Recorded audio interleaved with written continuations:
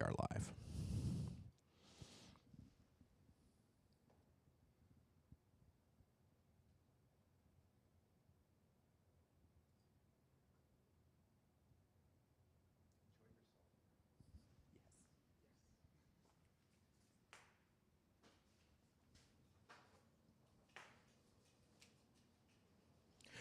Good morning, everyone. Welcome to Concordia University's Fourth Space. Thanks much for joining us for today's event, Risk and Intervention for Aging Infrastructure. We would like to begin by acknowledging that Concordia University is located on unceded Indigenous lands here in Tiohtià:ke, Montreal, and we respect the continued connections with the past, the present, and future in our ongoing relationships with Indigenous and other peoples within the Montreal community. Here at Force Space, we work with our university community to help mobilize knowledge. We co-create daily activities that examine research questions and projects happening all across the university. Now, we're running today's event as a live stream, both to YouTube and via Zoom. So if you're joining us there, you have comments, you have questions, pop those into the chat, and we'll do our best to read those out. Same for you joining us here in the space. You have any comments or questions, just raise your hand, we'll run a microphone around to you. Okay. It's very much my pleasure now to hand the microphone over to PhD candidate and Concordia public scholar, our moderator for today, Emre Erkmen. Great to have you in. Thank you so much. Thank you all. Okay, hello everyone. Today we are going to talk about aging infrastructure and why it is a ticking time bomb and why we need to care about this. So I'm going to start with a statement that I will return back to it later also in my last slide. Infrastructure does not fail suddenly. It fails progressively. So let's take a look at this picturesque view of a city in Italy, city of Genoa. So it's a cable-stayed bridge built using prestressed concrete, and for those who are not familiar with the concept of prestressing, it's just like embedded tendons being tensioned before the concrete solidifies, and you see that there are three inverted V-shaped pylons and the reinforced concrete column, and this bridge was really strategic for all of them. I mean, the government backed it in 1960 because it connected the north part of Italy to France. But after 58 years of service, it was unfortunately collapsed suddenly. Let's take a look at it, more in detail. What happened exactly? So in August 14. In 2018, the first, let's say, cable failed, and then the second one immediately, and the whole structure collapsed suddenly. And what you see is just a schematic view of what happened, and people couldn't run away from that, catastrophic occurrence. And, unfortunately, 43 people lost their lives in this collapse of a bridge, and you can see from the pictures how sad it was, and you can imagine how lucky this car was. So let's delve into the depth of the reasons why this happened. At first, as I mentioned, the bridge was built in 1960. So it was 50 years old of service of this structure. And when we say the term aging, we have deterioration of the concrete material and premature cracks, also the degradation of concrete bulk itself. And that causes the water intrude inside the concrete and cause corrosion for the steel rebars and also steel tendons. And what happens in this, corrosion of the rebars is the decrease of the capacity of this rebars, and also, it reduced the effective bond between rebars and the concrete bulk. And it was mentioned in the reports as the main issue for the collapse of this bridge.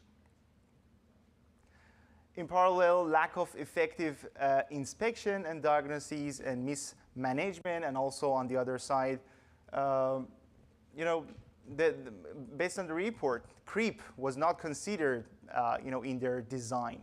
That was something very critical. And so let's come closer to our homes in Montreal. You know, there was a collapse. There was an overpass named de la Concorde, collapsed in 2006. That interestingly, it was built on, based on CSA standard. So it's a very credible standard, but pay attention to the year 1966. And based on the results, I mean the report, they mentioned that there was an inadequate shear reinforcement. And the collapse you see here is a shear failure and shear collapse.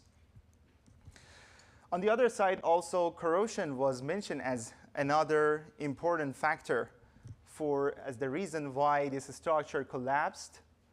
And you know, the corrosion is something very critical, similar to the one happened in Italy. And also improper anchor and the angle of the anchors, and also aging as the other important factor. And let's chronologically come closer. So as in another collapse, there was a partial collapse that Emre and I also wrote about it in the conversation as an op-ed article. So it's very close. In March 2026, a month ago, nearly, there was a partial collapse, and here you can also see the influence of corrosion and signs of corrosion in steel rebars as well. And but the situation will be exacerbated in Canada. Why? Because here we have the influence and the stress from climate and also environmental effects like temperature swing, freeze and thaw cycle, road salt, and etc. That causes corrosion, that causes the degradation in concrete material. So it was another example, and the Ile-Tourte bridge, also built in 1965, in service for more than 60 years. And people are using this structure, as you see from the statistics, 81,000 vehicles per day are using this structure. But the government is trying to retrofit, but in parallel building another one next to this bridge. So I want to go back to the first statement I mentioned. The infrastructure does not fail suddenly, it fails progressively. So I'm going to ask a question based on your opinion. Is it a sudden failure or not? So obviously not, because this collapse was not a single event. It was the final moment of a long process. And let's take a look at the statistic, the situation and the condition of bridges in Canada. So in total, we have 53,000 bridges all over Canada, and more than 40% of them are not in good condition. And 11% of that is in poor or very poor condition, which is a big amount. It is equal to 6,000 bridges in poor and very poor conditions.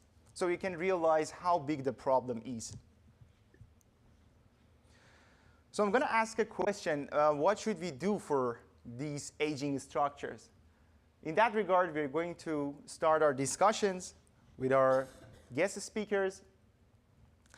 The factor of climate change, as I mentioned, is really important in Canada. So we will discuss with Michael in that regard from National Resource of Canada. An evaluation process. So it's really important to gather some data, some important data from our analysis to provide it for decision makers, whether we need to demolish this structure, whether we need to retrofit, or what should we do with that structure. So to be able to understand the state of the damage of what the existing breach, let's say. So we cannot, for example, always go with experimental data, because in some cases it is impractical somehow. because the existing structure experienced many things during its life: earthquakes, force or environmental stress. This is something that computational mechanics can come and create some more reliable data and also simulations to let our decision makers know what is the state of the damage in that structure before they demolish it, for example. In that regard, we're going to talk with Emre. Regarding projects and challenges, we have an experienced person in the field of creating and building bridges, more specifically with cable-stayed bridges. We have Alban and monitoring aspect. We have Andres, who will present cutting-edge monitoring approaches using radar, and he will discuss about that. And we also have a very interesting topic here: smart retrofitting, what they call memory still in their projects in Switzerland. Julian will present in that regard. And last, we will have Dominic, who will talk about the decision making, because it's really critical. If we collapse, for example, the structure early, we might have the we're wasting the budget if we just prolong it. The decision, we might face many disasters, like what happened in Italy. So thank you so much. I'm gonna give the microphone to the first speaker. Please welcome Michael. Thank you very much, Amir. Okay.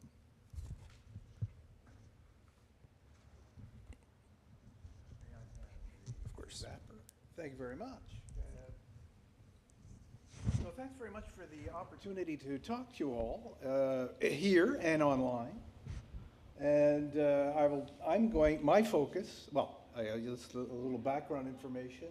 I'm a retired research officer, senior research officer for the National Research Council of Canada, where I spent about most of my career there, having graduated from Concordia University in 1991.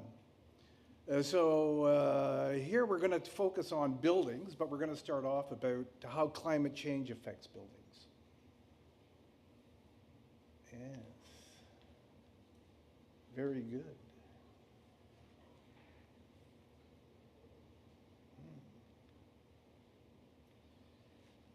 And we're not getting the next slide.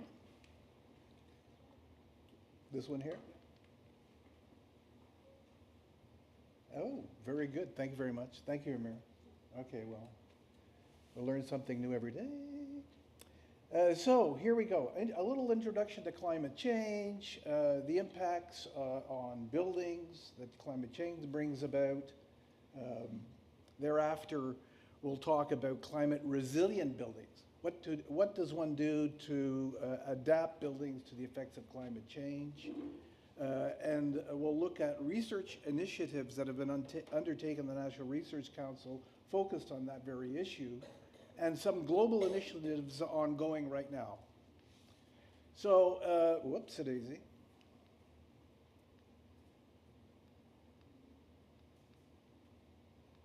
I'll get it eventually.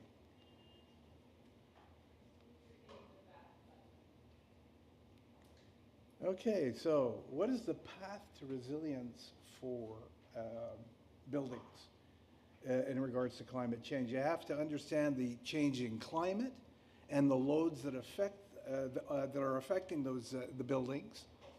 You have to understand the impact on components and systems and their resistance to those loads.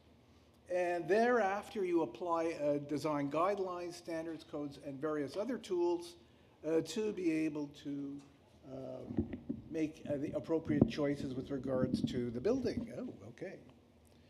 So here, when will the Earth warm? This gives us a rough idea of, that blue line right there indicates where we currently are. And we can see that since the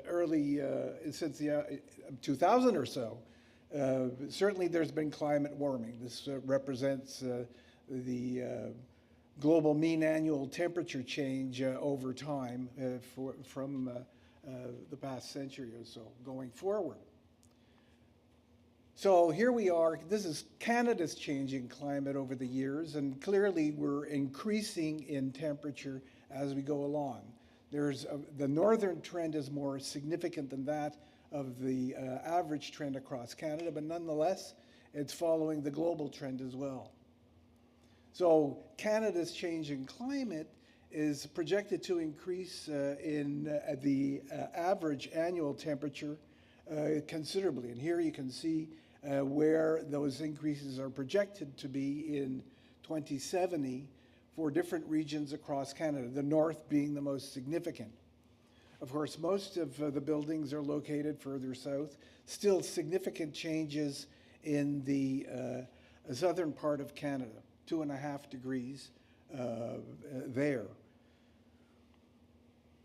So the average annual surface air temperature over Canada's landmass has warmed considerably and twice the global rate since 1948. Parts of North America have warmed up to over 2 degrees C. Annual precipitation has increased as well, and there's, as one can expect, there's strong variable changing climate right across the country. But the most important element to think about is the increase in frequency, severity, and extreme weather events that are going to occur given climate change. Floods, heat waves, droughts, and extreme wind events, okay?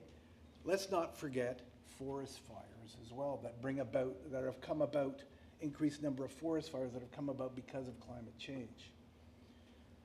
So what are the impact on building components and systems and their resistance over time? So in regards to buildings, we're looking at these impacts in regards to changes in the mean and variability of temperature, precipitation, humidity, solar radiation, and wind conditions. And there's a gradual change in the climate. The means frequencies change, but extreme weather events, there is an increase in its frequency, in the intensity and duration of weather events, all depending on the different locations. So these bring about thermal effects on buildings, urban heat island effects, for example. Wind and precipitation effects bring about a greater water deposition on buildings and a greater likelihood of water absorption by buildings, and of course, environmental degradation of the urban fabric. So climate change can lead to heightened climate load effects, as we've seen, and this brings about reduced resistance of the built environment, reduced resistance of the structures, higher stresses on the buildings, on the built environment, because of those changing climate loads, and thereby a higher risk of failure of the built environment, shorter service life. That also can bring about an increased risk of loss of life and injuries, as well as illnesses due to these failures of the building. Just as an example, what's the cost of extreme weather events that have brought about, for example, losses due to fires? And so here you can see the various fires and the various ice storms that have occurred and the other natural weather events that have brought about losses that have been tabled by the loss adjustment and expenses over time. So what does one do about all of this? Are there any existing design tools, guidelines, standards that have been put in place to help engineers and building practitioners deal with these issues going forward? So here, for example, there's a guideline and design for durability of the building envelope that has been put together at the National Research Council. What else do we have? Well, there's also, in regards to assessing the effects of climate change on the resilience of structures, another publication that has been put out recently by my colleague Lin Wang. There's also coastal flood risk assessment guidelines that have been put together for building and infrastructure design. This may be relevant to those who take care of bridges in various communities across Canada.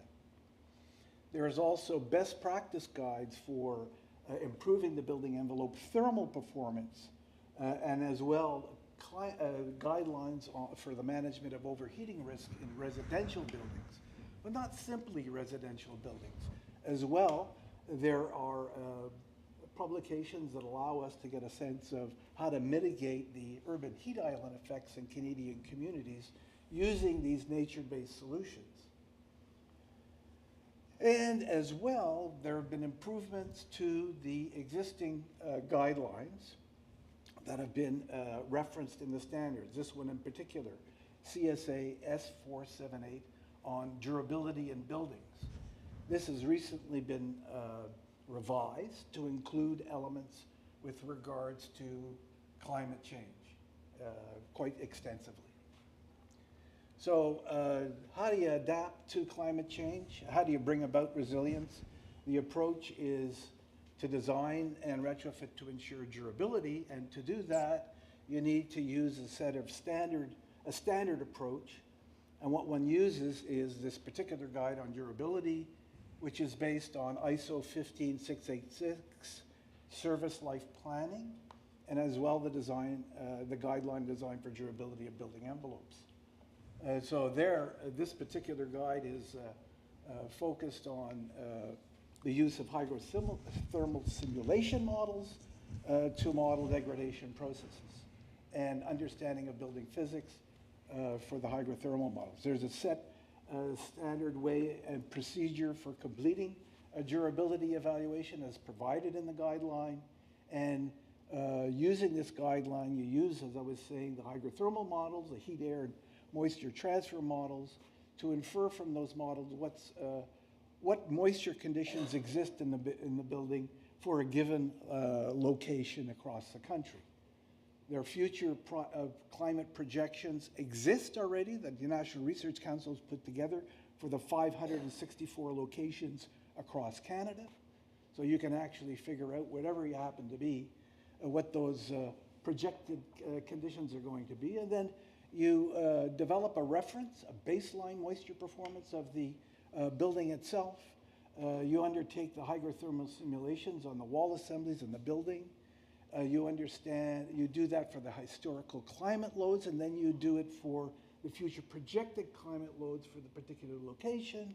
You compare the moisture performance, and you adapt the design by mitigating any significant changes in anticipated performance going forward. And so that's how it's done. That helps, using these guidelines helps ensure uniformity of the input to the defined hydrothermal models, and affords a reproducible and demonstratable means of verifying designs to the durability of building materials, components, and wall assemblies. So what are the global initiatives that have been put forward in this regard? Well, W40, heat and moisture transfer in buildings. CIB is the International Council for Research and Innovation in Building and Construction. These are some of the research committees, working commissions as I referred to, that treat with issues such as heat and moisture transfer in buildings. And that particular group is focusing increasingly on resilience. There's also the CIB W80, which focuses on the prediction of service life of building materials and components.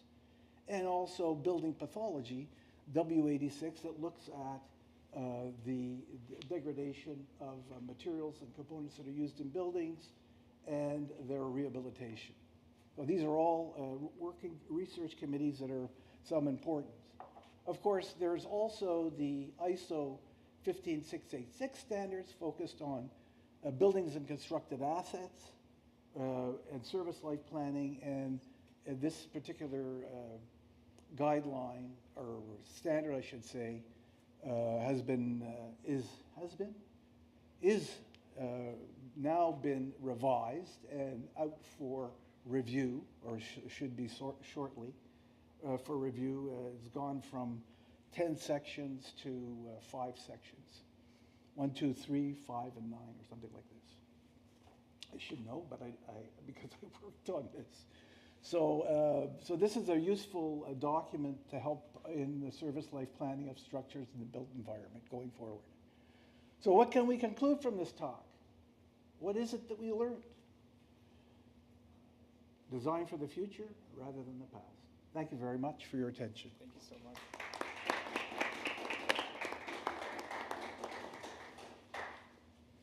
Thank you so much for the great information regarding climate impact. I would appreciate if Emre Erkmen talk about the computational mechanics influence and role in decision making.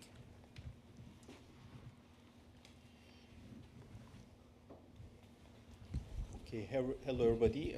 My name is Emre Erkmen. I'm an assistant professor at the Department of Building, Civil and Environmental Engineering at Concordia University. Thank you, Amir, for organizing this seminar. I think it's very timely. It's an important topic and a difficult engineering problem. So I'll try to make a case about that there is room indeed to incorporate computational mechanics predictive power into that problem. I think we can leverage that further. So in that regard, I'll first start contrasting the modeling approaches in new design as opposed to existing structures. There are certain assurances that we have in new design. So, and therefore, argue that we should equip the model more in the existing structure case. Touch upon the current status, perhaps a bit quickly echo what Amir said, and highlight the importance of the problem, and then what tools currently we have, and indeed, how can we improve the predictive capabilities. And also mention our current research, the angle we are approaching this as an example, and we're not just talking the talk and walking the walk as well in our own capacity, and summarize the arguments and make some suggestions. So in the case of new design, yes, modeling is involved, but we benefit from the fact that we impose the behavior into the model, and because you can assure strength and safety of the connections, stress distribution, all those technical details are imposed by the designer. So if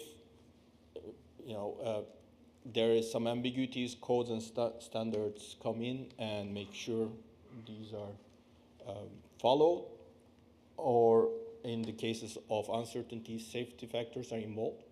So as a result of this, we can assume an idealized behavior and therefore simplify the model. And in the existing structure case, we don't have these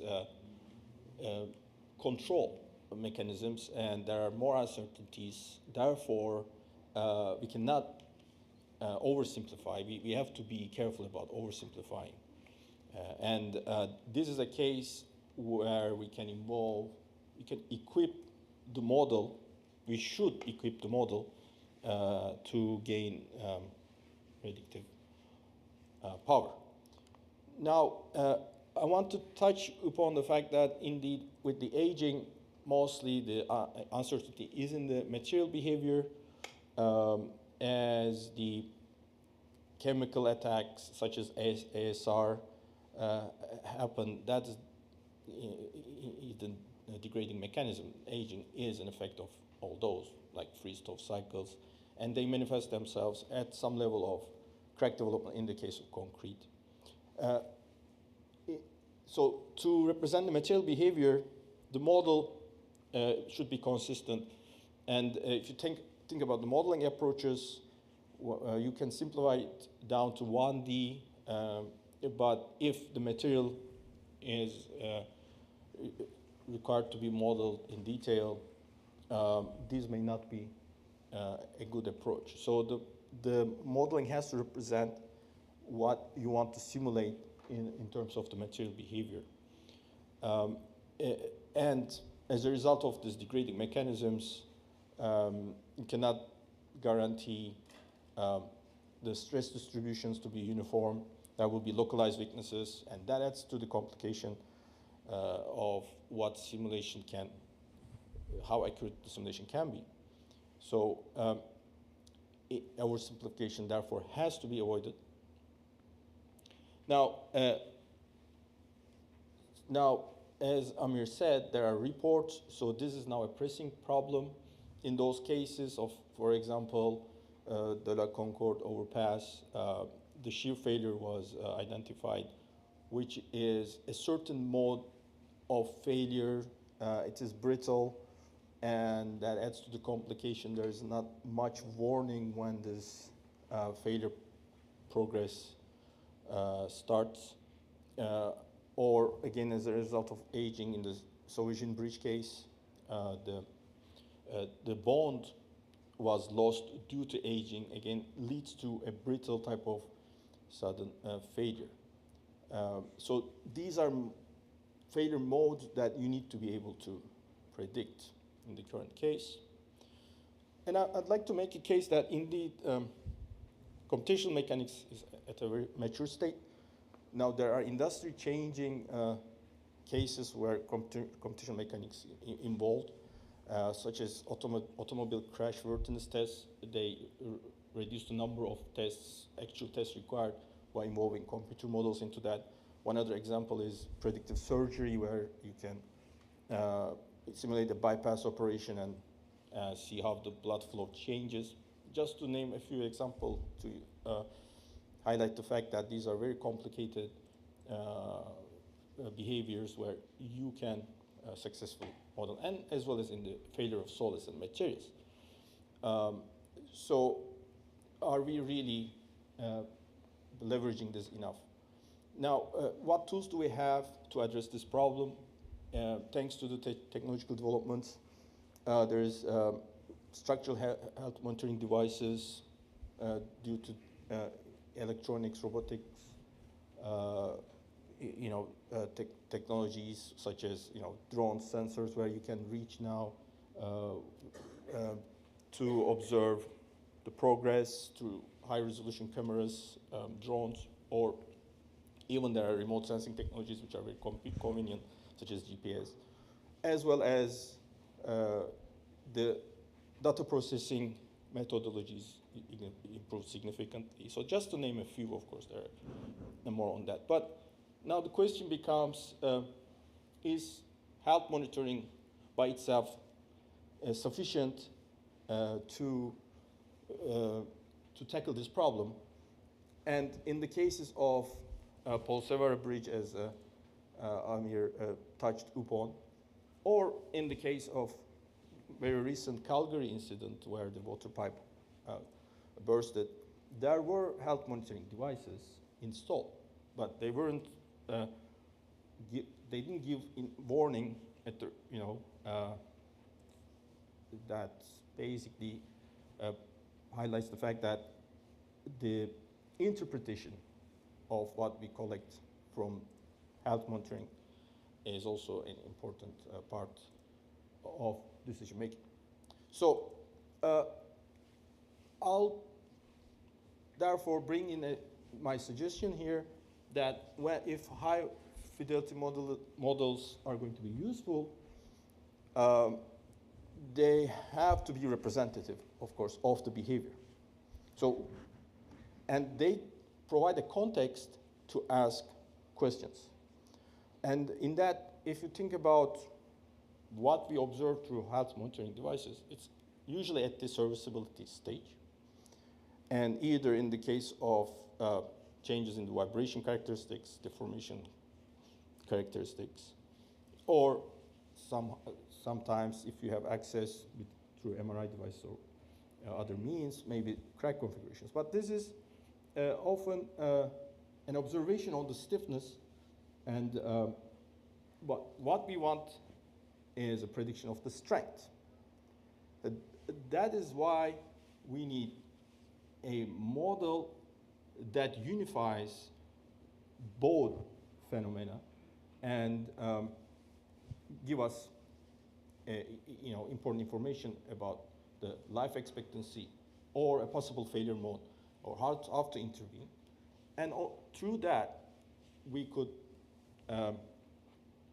test strategies such as rehabilitation retrofit. So this is a very ideal situation if model could tell us all that. But of course, it's not easy. This requires a process in itself.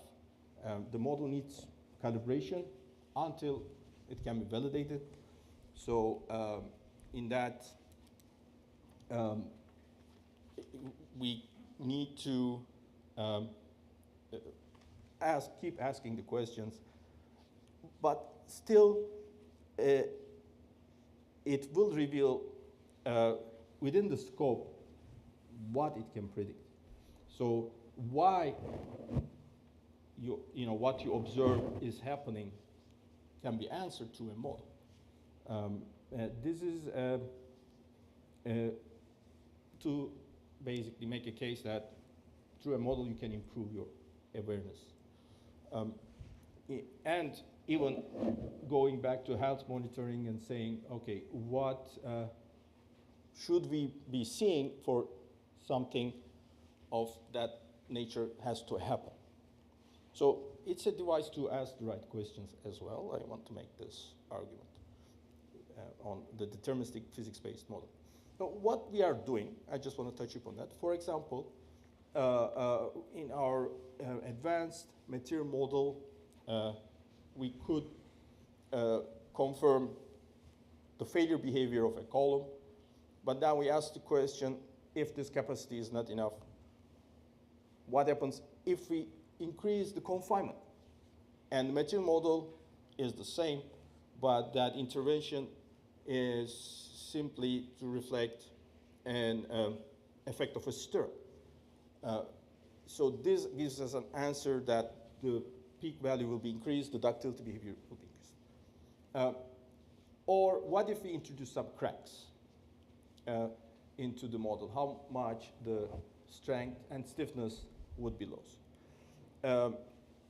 And our answer, therefore, for developing a unifying model is to represent the damage at a mesoscale level through cracks. But again, this is one approach, but physics-based. There are many other approaches there. And through that, we can find a common ground where stiffness and strength meet. So we are, at Concordia, we are working on this tool development where we also want to share with others, because it requires a collective approach to tackle such a big problem. And through that tool, we hope to see what others are doing, what they expect, and share information. And in that sense, we are also trying to make this tool user-friendly so that we can model what we intend, and others can more easily engage into this. And as the models get more complicated, sophisticated, of course, data management is required. We are also concerned with this. And what we're hoping is to get access to some infrastructure currently, if they are decided to be demolished, that will be a very valuable situation for us. Indeed, these are valuable because you can test, you can break them without any tragic consequences, and therefore, as a result, we can calibrate and validate our modeling approaches. So to summarize, basically, maybe there was some technical aspects, but But I want to point out that this is a difficult, big problem, requires collective approach. And in my opinion, it's worth investing into high fidelity, physics-based, detailed models. These are especially valuable when there's uncertainty and risk. Now, with the existing structures, this is a good case of testing the value of these models. Health monitoring protocols in that decision-making process can therefore include computer modeling verifications to basically confirm what you observe is consistent, and with a goal-oriented approach, turning back to the model and ask whether we can predict failure. And what we are doing is, towards this goal, is develop a unified analysis procedure that can predict both stiffness and strength by incorporating cracks into the model. And but of course, it's not a silver bullet. We have to keep working on and confirm, and therefore, if academia is involved in that, all structures that we have, if we can test them, we can come up with better answers in the next time around. So that is how I personally vision we can tackle this problem. So thank you. If you have any questions, or we'll proceed and then later. Thank you so much. Thank you so much.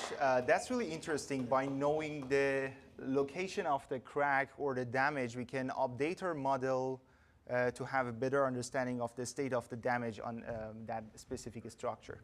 Yeah. So without wasting time, I'm going to invite Alban to share his experience.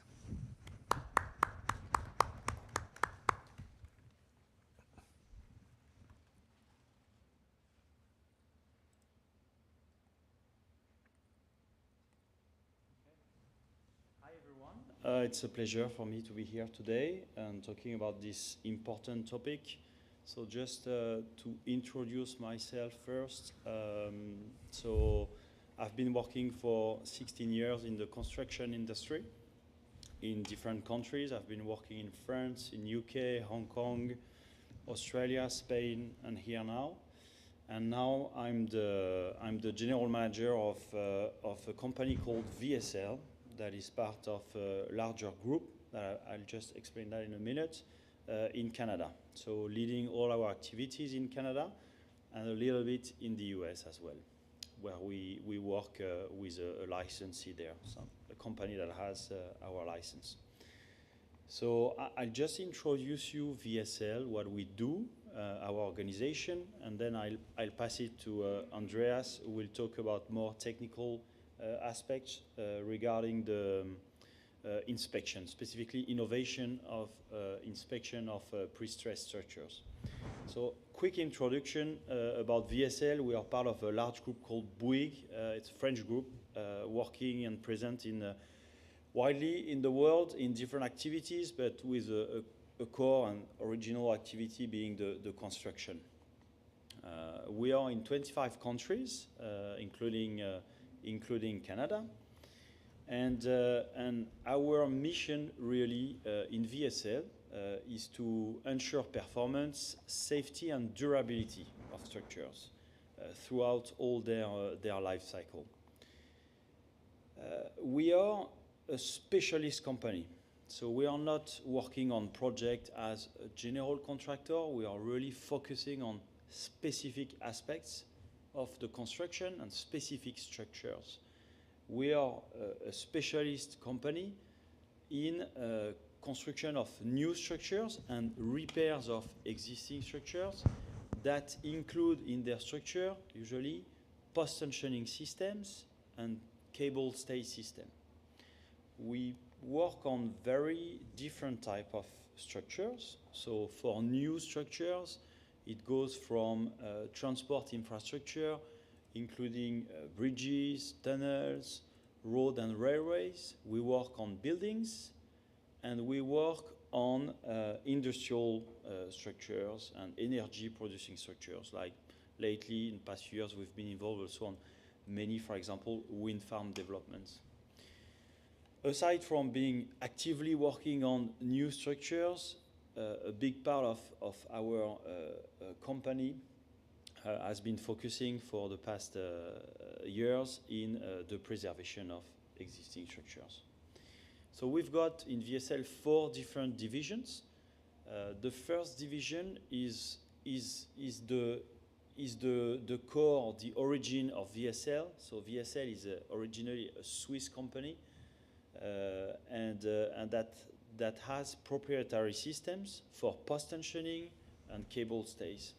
We also have and design manufacture bearings for bridges, for example.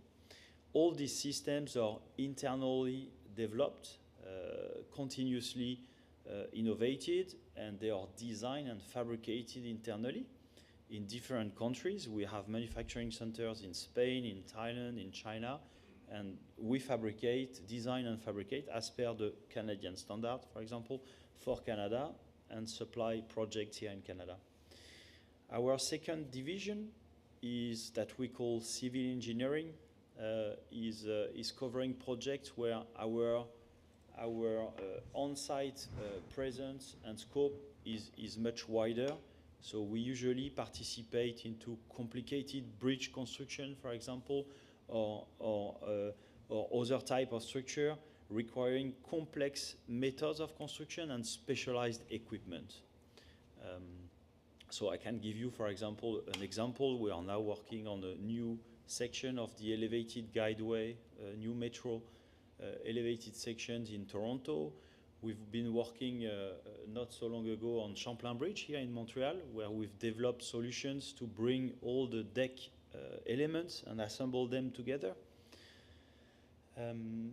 Third division, we are working on more project related to, I would say, tunneling works, underground works. We've got solutions for ground improvement and deep foundations. And last but not least, very important, we have a division fully dedicated to existing structures, repairs and strengthening, from inspection to the assessment of what is required and the construction on site, or the implementation of the solution on site. We've got a 360 approach. We internally start from designing, engineering with our teams, solutions. We've got our proprietary systems, as I was saying, and technologies, and we work on all that from the design engineering stage to the implementation on site. So our approach is really to work with structures owners or other stakeholders on the structures participating to the construction or the repairs, to really from the early stage until the implementation. The innovation is really at the core of our company DNA, and throughout three main strategic initiatives: data-driven monitoring and solutions, we develop and implement; durable structural solutions; and circularity and life extension of the structures. Well, that's about our company. I was mentioning 25 countries, and okay, we are a bit less than 4,000 in the world, 4,000 people. And I wanted to finish the introduction of our company by just an example of a project, so a concrete example of how VSL participates into the extension of life of structure, and specifically in Canada. So it's the example of the Pont des Piles in Quebec. That's a bridge that was built in 1978, and it's a balanced cantilever structure with a main span, so the central span across the river that is 182 meters, and this bridge, was built as a prestressed reinforced concrete box girder. It's a very important structure in Quebec, as it's key for local transportation and circulation. So on this structure, what happened is that quite soon after its construction, they have seen some deformation in the mid-span, in the central span. So they started reinforcing the structure in quite quickly in 1992, and between 2012 and 2019, they did more specific and detailed study to try to understand and see what are the extent of the problem. In 2020, the MTQ decided to build a new bridge to replace the existing one, but at the same time, around the same time, following new tests that were done on the existing structure, showing worse degradations, they've decided to close the bridge and launch an emergency procedure to repair the bridge and to extend its life until the new bridge is constructed. So that's where VSL participated in developing this solution with the stakeholders, different stakeholders, the owner and the designer. So we've worked and implemented a solution with temporary stay cables, so adding on both sides of the bridge temporary pylons made of steel, round steel tubes filled with concrete, and we installed temporary stay cables. So that's just a sketch showing that. So stay cables being fixed on the rock on the side and taking back the structure through beams on the middle span. So I'm just showing few pictures of the job site during the installation of such measures, and then you will see the bridge at the end with the new bridge next to it, and a picture of last year where the old bridge was being demolished. So that was the introduction I wanted to do on VSL, and yeah, we'll come back to more technical aspects with Andreas on the inspections.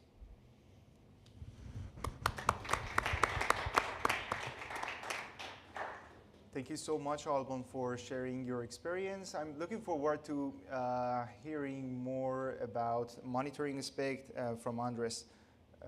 So the next presentation is Andres Schwartz, and we are right on time.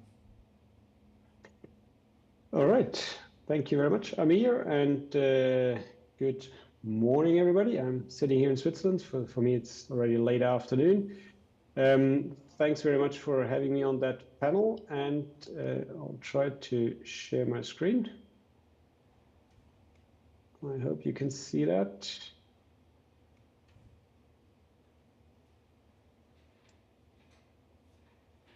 All right. Okay, so we don't have your screen. So you don't have my screen? Okay, no. I'll try again.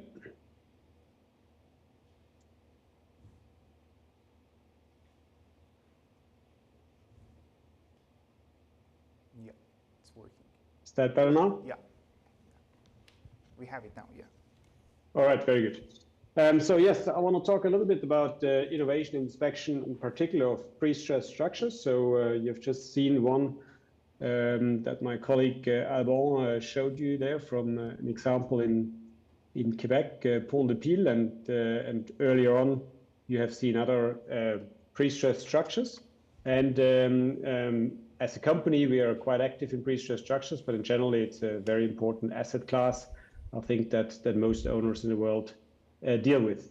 So myself, my name is Andreas Schwartz. I'm heading our repair and preservation division in VS International, based here in Switzerland, but having worked myself a number of countries around the world, initially in technical roles for the construction of complex bridges, so new structures, but now since about 10 years, more with existing structures. And I think first I want to talk a little bit about the need really for enhanced inspection methods.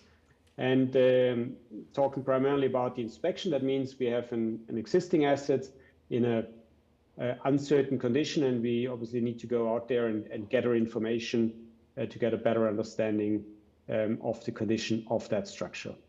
And why is that important? Because we are dealing, and I think Amir said it in the introduction, when he said the infrastructure does not fail suddenly, but it fails progressively. We are often talking about hidden defects. And here you see the picture of another example of a collapsed bridge. This is actually a case that triggered a lot of interest here in Europe. This occurred in Germany 2 years ago in the city of Dresden. The bridge is called Carola Bridge and was widely reported here in the media, and the engineering community obviously took a lot of interest in that case. It's actually a location where you have 3 parallel bridges. You can see it in the background, there are the 3 piers. And 2 of these bridges have already undergone repair works. And the 3rd one, which is the one that collapsed, was up for some repair intervention. But before these works started, the bridge collapsed in the middle of the night. And it's actually, you see, it's the bridge carrying an urban light rail system, tramway. And the last tram crossed that bridge just an hour before it collapsed. Luckily, nobody got hurt in that particular incident, but it could have been really a tragedy. And very quickly afterwards, it became apparent, and luckily, a lot of the investigation results have been published. And I think as a bridge engineer community, it's very, very important that these things get published. It became clear that the corrosion, the failure of the post-tensioning system was here what triggered that collapse. Further investigation then showed that a very particular type of corrosion is actually a hydrogen embrittlement and stress crack corrosion caused the collapse. And this was linked to a certain type of steel that was used in a number of structures in Germany in the period this structure was built in the 1950s, 60s, and 70s. It became clear that this was what has led to that failure. So what can we do and how do we go about that? And I think we always look at this in a 3-phase approach, where we see a very important phase, and definitely one not to miss, which is a very careful desk study of all the information that is available in order to understand already the structural behavior, to identify the critical components and risk areas, but also to look at more practical aspects like access constraints for inspection works, health and safety risks, for example, if it's a confined space or working over water. And then, and this is really a central and key part, I think, of any inspection approach, we need to maximize the information we can get out of non-destructive testing, NDT. Why? Because it's a non-intrusive way of doing it. There's today lots of methods available to collect data on the structure, to visualize damage and to confirm risk areas. But at the same time, I think it's very important that we only deploy proven NDTs, because a lot of these methods promise a lot of things and have a lot of potential. But if they're applied not within the limitations of the physics and the application, you can very quickly trick yourself into some wrong conclusions. And I think that is important to understand. Today, we can still not avoid normally that we have to go to some level of intrusive inspection, whether this is for sampling materials or to confirm some of the findings to direct visual confirmation by making opening and getting actual visual confirmation. But the objective has to be to minimize these openings as much as possible, because any opening we make into an otherwise sound structure is a future weak point for deterioration. So obviously we're trying to maximize the use of the non-destructive methods first. So what are we actually looking for when we talk about pre-stressed assets? Typically now here bridges, but can also be buildings or other structures. We are typically trying to find corrosion being one of the main drivers for early failure or deterioration. Can also be secondary damages like fatigue, for example, when we deal with railway bridges, but typically it's more about durability and corrosion. We know that pre-stressing tendons are obviously at risk of deterioration by corrosion. Why? Because we're dealing with high tensile steel. So we have a lot of capacity concentrated in a small cross section. So obviously when we get some corrosion damage initiated, either by carbonation or by intrusion of chlorides, moisture, or by local effects, local cell effects, etc., damage can become relatively quickly critical and obviously often remains hidden. So what are the drivers for that corrosion? We have on the one hand what we call external driver or external risks, which is first of all the increase of moisture, and in climates where we have road salts or where we're close to the seashore, obviously chlorides can get with the water into the structure and then cause localized pitting corrosion or accelerated local corrosion. And how does this water or moisture get in? It can get through defects in the waterproofing, where we have waterproofing, defects in the surfacing, but also it can be bad detailing, for example, drainage that drains directly onto the structure, and very often it's the lack of maintenance of drainage pipes, where a drainage pipe breaks or blocks, and we get, for example, chloride-contaminated water into the box ponding, and then gradually through cracks in the structure, it migrates to the reinforcement steel and to the post-tensioning tenons. So these are the external effects. Let's say general carbonation is also an issue, but normally pre-stressing tenons are relatively deep in the structure, so it's a lesser problem typically compared to the normal widespread reinforcement corrosion. And on the other hand, we can have internal defects within the post-tensioning system, most of the cases then originating from time of construction, where we protect them normally, and traditionally this has been done like that pretty much all over the world by injecting them with a cementitious grout, so creating an alkaline environment to passivate the steel. And where this is not properly done, we can have pockets of air, or worse, water or segregated grout, which can cause very accelerated corrosion mechanisms. So as I said, we can use a number of non-destructive testing methods, and important is that we validate them. Typically we do this on simulations or on prior mock-ups. So this is a photo of a mock-up that we have in one of our facilities here in Switzerland, where we have actually recreated the conditions like we have them typically in a web of a bridge deck, and we can test the different methods. And I think that's really a valuable approach to collect data before we go in the field. Then in the field, what's the approach? We go from the general to the more particular or more targeted. And with this, we can increase certainty of the understanding of the condition, but it comes also with an increasing cost, and it can come with an increasing impact on the structure. So typically we start with general risk mapping, and we can use, and I will go a bit more into detail on that. GeoRadar today is a very interesting approach to do general risk mapping. We can then go into detection of defects, whether these are voids, where we can use ultrasonics. We can sometimes, in very particular application, you see here a photo of a cable stay, we can use X-rays for very localized examinations, but then we need to manage the health and safety risks around an active X-ray source on a construction site. We can use things like magnetic flux to detect breakages, and we have some very recent developments using muon tomography, and at the end we get, when necessary, to things like residual force measurement or visual inspection requiring intrusive openings. With all of this, we always have limitations, whether these come from traffic management, where we need to have lane closures in place, or where we have accessibility issues. Typically, we have large anchorage and deviatum diaphragms, so it's difficult to get to the tenon locations. And we also typically like to quantify damage so that we can actually use that for the design assessment model to say, okay, we have X amount of cross-section remaining, and that can be difficult with some of the non-destructive testing methods. So it all comes down to the question, can we avoid intrusive openings? Reality today is, in most cases, we still need at the end intrusive openings to get that final confirmation, but some of these promising new non-destructive solutions can help us to minimize these. As I said, the first one that we we like to use because it's a good way to obtain a general risk mapping is the use of georadar or ground penetrating radar, GPR, obviously a method known very much from geophysics, and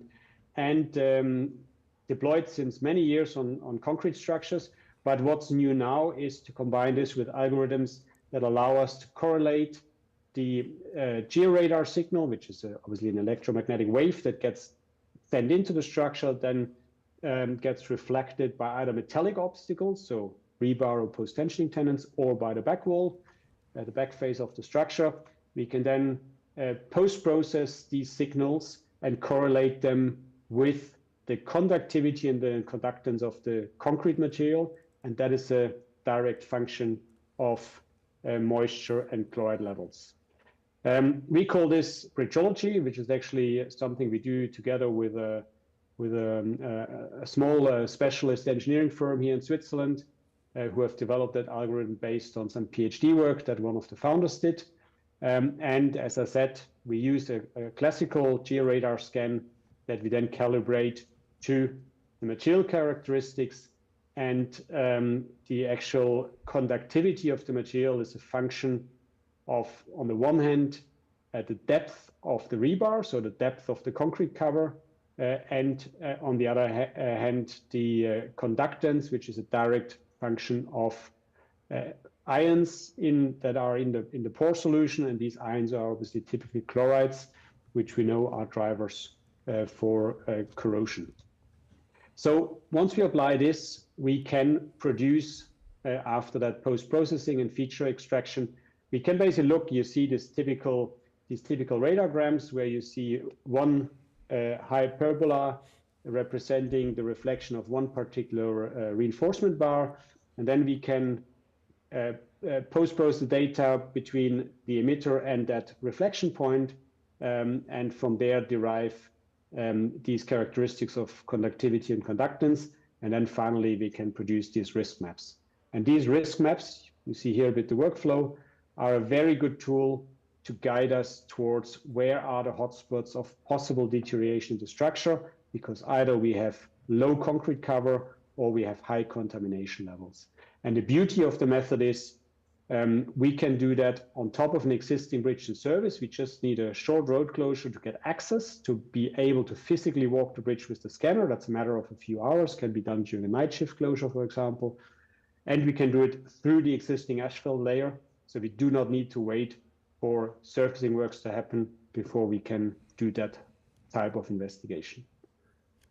And another interesting development that we're working on at the moment, and we have done some work with Portland State University in the US, is to use image fusion, in particular with ultrasound measurements, ultrasonic pulse echo measurements, in order to get better interpretation of the data. Because what we see with ultrasonics, it's great technology to detect voids because it gets a very strong reflection in case of air layers, or attenuation in case of air layers, but it can very easily get influenced by the porosity in the concrete. So if you have bad quality concrete, which sometimes in the older structures we find, it's difficult to assess these signals, and it helps if we can get access from two sides of the structure.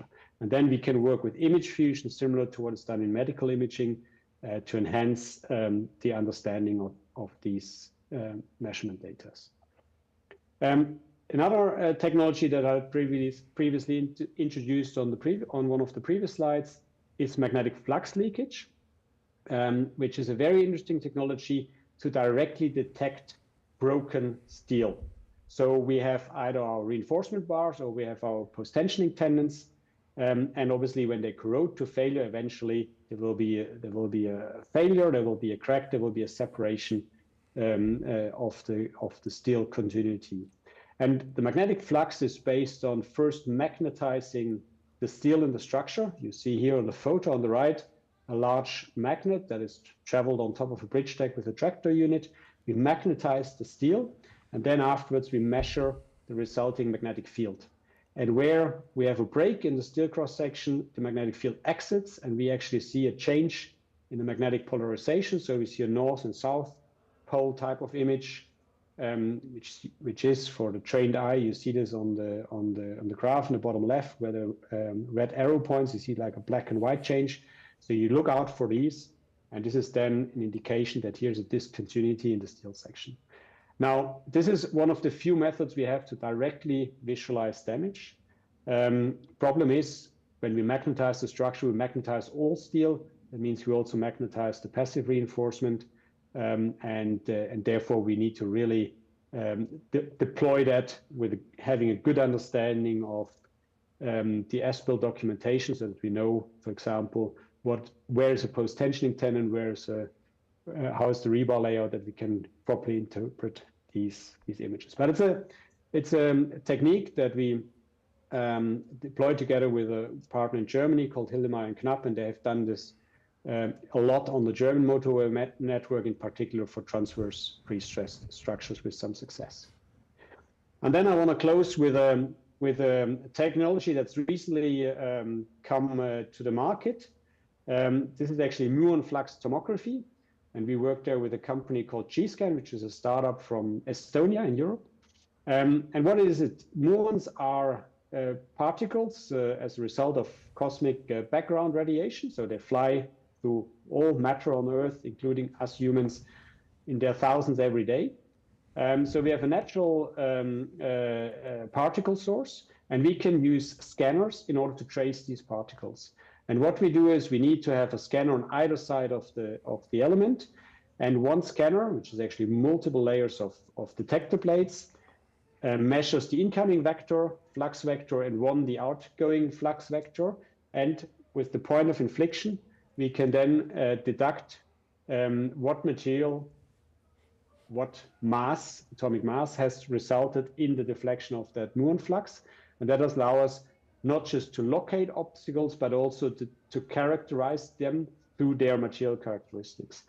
And you see on the right then the type of image representation you can get when you post-process this through machine learning algorithms and big data processing, and you get a level of resolution that is today not possible to achieve with other methods. So we see this as a very, very interesting new technology, in particular to assess local areas. And you can also quantify, for example, steel cross-section, which allows you to find areas of discontinuity or of area reduction triggered, for example, by steel corrosion. This has been already deployed in the field. You see here some images from a small structure that I visited myself where this has been deployed. So there's one disadvantage of that method. It requires relatively long exposure times because you work with the natural muon flux. You cannot augment that flux. That means you just have to deal with the amount of particle that arrives. And therefore, for a horizontal member, you're typically talking about a couple of days of exposure rather than a couple of minutes or hours, which means these scanner boxes have to be physically on the structure for quite some time. And therefore, you need to put things in place like a lane closure. You cannot do it, for example, in a hard shoulder. But you see again here from the 3D representations of the measurement data, you get a level of detail and the ability to measure steel cross section that is today not achievable by other non-destructive testing methods. So we see this as an emerging new technology, has already been proven in the field. This company, G-Scan, does a lot of development work, and pretty much every month the algorithms become more powerful. And we see this really as an interesting new solution, especially for local imaging of pre-stressed structures. And I think with this short overview, I would end my presentation here. I've put a few more case studies into the presentation material, if that is distributed at the end of the panel today. And I'm looking forward to the discussions later on. Thank you so much. Yeah, we will have panel discussion, and I have also write down some of the questions I will ask and share with you. Now we will have a short break, and we will come back with Julian's presentation. Thank you so much, and just take some coffees and.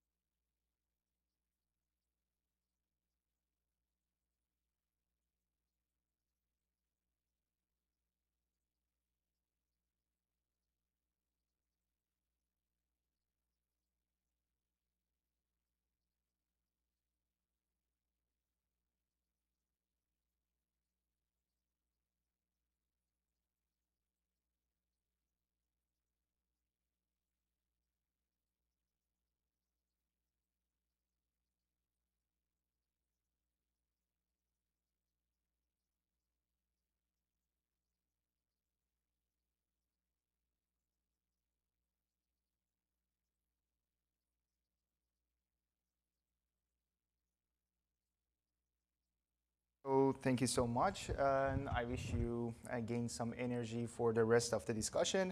Next, we will have a very interesting topic and discussion with Julian presenting smart solution and memory steel. I would appreciate if you just share your screen and I don't have your screen yet. Oh. Yeah, I see.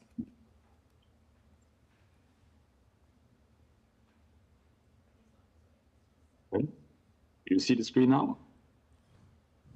Not yet. Yeah, it's coming. Yeah, we have it now. So I switched to the full screen. I hope it still works. Yeah, it works. Yeah.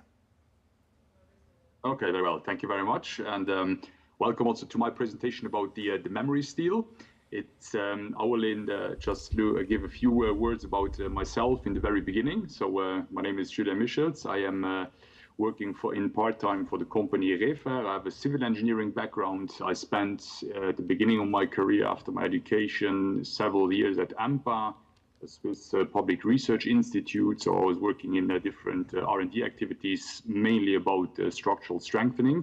I was then fortunate to, in 2016, to join the company Re-Fer. So it's an AMPA spin-off where we commercialized this new steel alloy for retrofitting purposes. And then a little bit less than 2 years ago, while remaining a part-time activity at Re-Fer, I went back to a research institute where I'm developing, or let's say building up a new research team, predominantly in the field of underground construction. So let me start straightforward in the beginning. What is memory steel? So it is an iron-based shape memory alloy. So many of you maybe have heard about shape memory alloys. It's a specific type of steel compositions that can appear on the different configurations, super elasticity, etc., and so on. Typically, they are known as nickel titanium elements. And what is new here is that our alloy is iron-based.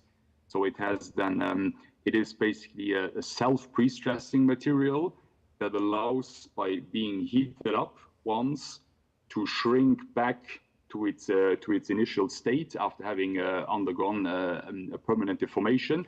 And this is due to a phase transformation between an austenite and a martensite state. And as I stated it before, so this process has been commercialized by the company Re-Fer since 2018. We have been predominantly active in Switzerland and, let's say, the near neighboring countries. And one of our highlights now recently is as well that we could, with the colleagues from VSL, launch a collaboration for let's say, broader activities all over the globe. To give you in a nutshell a little bit some characteristics about the memory steel. So it is an active and an instant load carrying system that we use for flexural shear and seismic strengthening. Due to the fact that we have a pre-stressing, we are able to reduce existing deflections and crack openings, or at least always, let's say, prevent their further development. We could also show in various R&D activities that we have a stress release due to the pre-stressing, the enforcement, and as a consequence, basically, of these advantages, we have an improvement of the structural behavior at both serviceability and ultimate load state. And as a consequence, then we can obtain an increase of the service life or the lifespan of an existing structure. Maybe probably most of you are familiar with the carbon fiber reinforcement strengthening, so typically used as EBR methods. It's where you have a carbon strip that is by adhesive bonding with the polymer resin glued, so to say, to an existing concrete structure. It has become state of the art now over the years. It's also a very efficient strengthening system, predominantly, however, for the ultimate load state. And it has, let's say, it has one specific disadvantage, if one can say it like that, is that the material itself has a very high tensile strength. That is, however, due to the high bond stresses that appear, this high tensile strength is never materialized, so to say, and failure typically in the bending elements happens always to an early and sudden delamination at a strain level that is much lower than the strain at failure. Memory steel, on the other hand, I mentioned it before, it's an iron-based shape memory alloy, has a much stronger material ductility that then also transfers to a much more pronounced structural ductility. For example, as I showed it here, in flexure, we can, upon a proper structural design, of course, obtain really concrete crushing. So what typically reinforced and prestressed concrete. And this obviously has also for structural ductility, also for structurally non-determined systems, we have the possibility to obtain hinge formation and the redistribution of the loads, which is with more brittle materials not so easy. So, now just 1 second. I'll try to switch one. Can you still see my screen? Yes, we have your screen. Because I cannot switch. Okay, sorry. So in the next slides, I give you examples of industrial construction, bridge construction, and also seismic strengthening key projects where we have applied this technology. So now, when we talk about the memory steel, under which product. Some problems with my presentation note here, sorry. Under which shape it appears. So we talk about a ribbed bar, diameter 10 and 16 millimeters. It has a tensile strength for design purpose of roughly 520 MPa. In reality, the tensile strength is much higher, but obviously at failure strains of 20%, this is a level that you cannot reach in a structure, and that's why we also operate with reduced values here. We have a pre-stress at around 400, between 320, and 400 megapascal for the rebar 10 or the rebar 16, and we calculate with a relaxation of around 15%. The bars are produced as straight, so roughly 5.5 or 5.7 meters, and they are coupled with a mechanical coupling system, as you can see it on the photo on the left.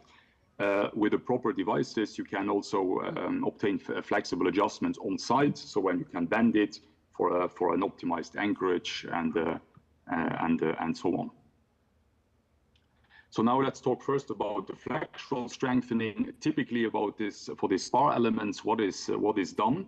The first step is that by hydro demolition, we roughen the existing concrete surface. That's what you see under the photo number 1 at the bottom. Then second step is placing the bars and applying a cementitious anchoring at both ends. Once this anchorage has sufficiently cured, we activate the material. I mentioned it up front in the beginning by higher temperature. So we can do this either with a gas torch or with the so-called resistive heating, means by electricity. So we create this shape memory effect that then translates as a pre-stress force. And at the very end, on the bottom right, you can see that we also fill the free length also with a sprayed mortar. You can then, as depicted here on this sketch, also have then additional, let's say, robustness to the anchorage systems by, for example, operating with bended hooks. Same thing is in print also with for shear. That means all here, this photo shows that potentially when a structure is already heavily damaged, diagonal shear cracks, for example, these are to be injected. We can then, in a step number 2, roughen. That was too fast. Roughen the existing surface. Apply the rebar as a stirrup.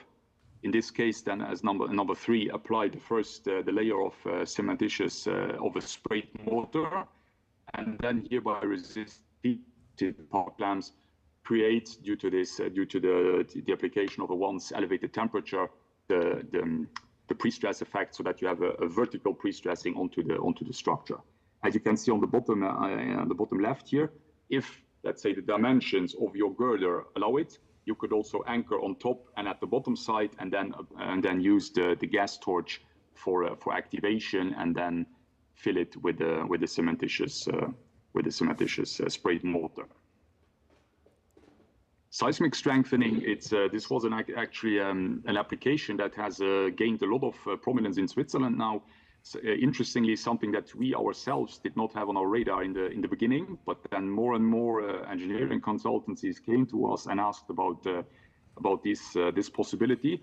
So here the application is also very simple, very straightforward. So what do we do? So we cut a groove into the existing masonry wall. We drill the top and the bottom slab. We place the bar, anchor it, as you can see here in the middle, anchor it in the concrete at the bottom.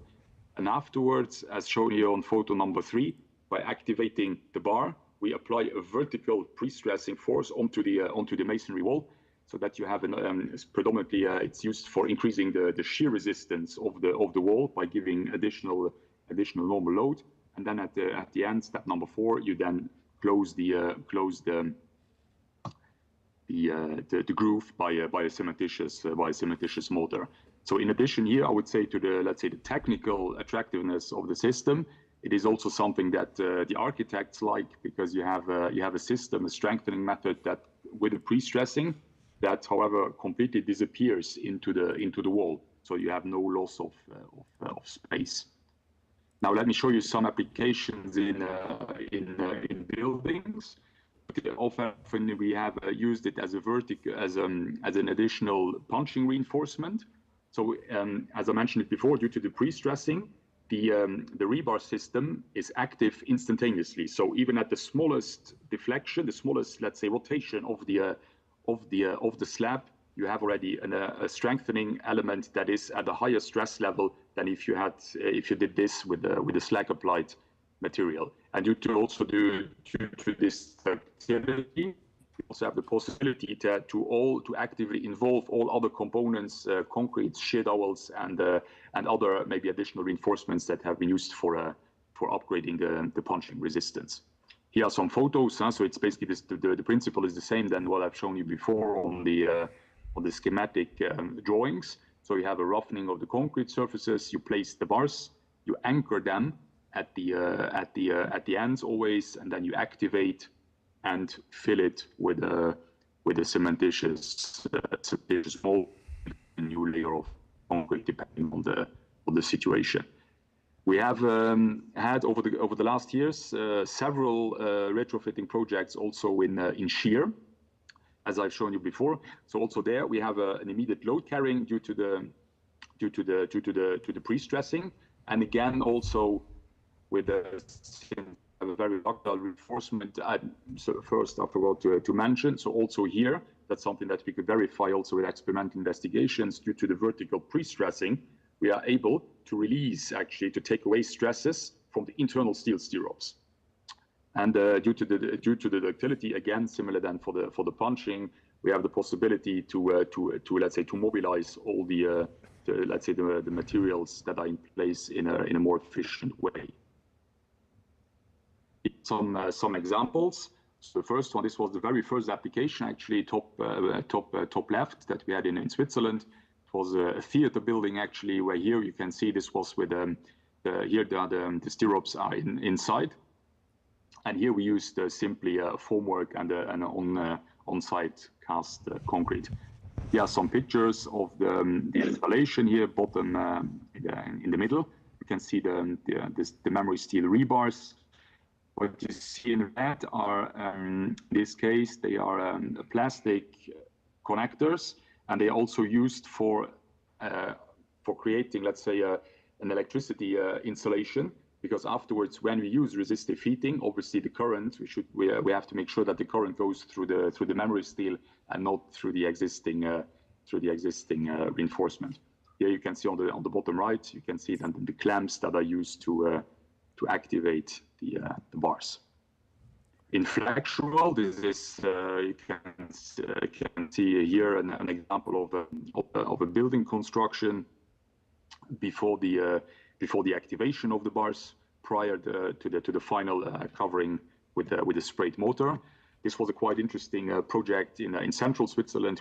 This is a parking lot where the slab had to undergo some considerable strengthening measures.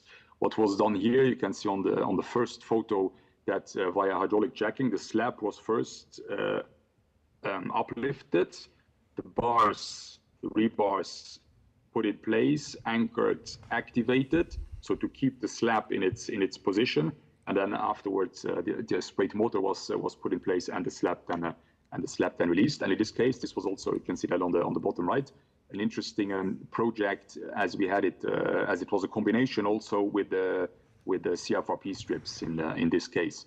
So this is also something to keep in mind, that the memory steel can also be combined with alternative strengthening methods. It's not that it's always in it that it's either this or that, but very often a combination makes sense.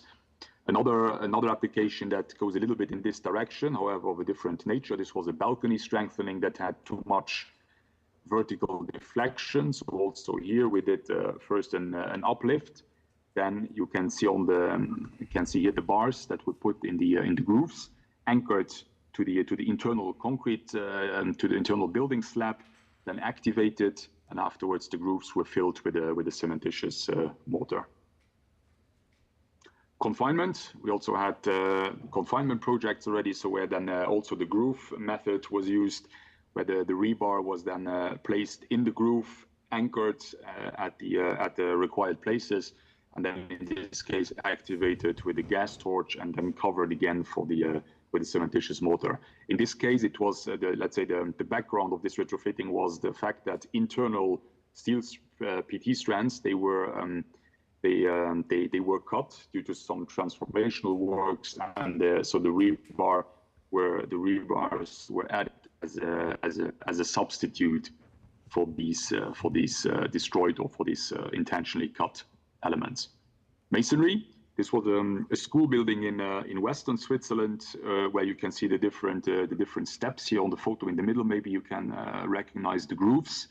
Then the bars were then anchored on the top and in the bottom slab. You can see on the photo on the right the activation of the bar with the gas torch and the temperature control. And finally, what you can see in the bottom central picture, then covering of the bar with the cementitious mortar. So you can see here it's really the that so you don't see anything of the works that have been executed, which is then compared to maybe some works that require a specific anchorage technique, for example, can be an advantage as well. Finally, some applications in bridge construction. So I mentioned now that we have done a lot of experimental testing in the past with this. So you can see here on the left picture, this is a flexural test where you can see here a reinforced concrete beam and an upper mortar layer, and there the rebars were embedded as a negative strengthening. So to simulate a little bit the upper bridge deck in case of a box girder section and the transverse bending.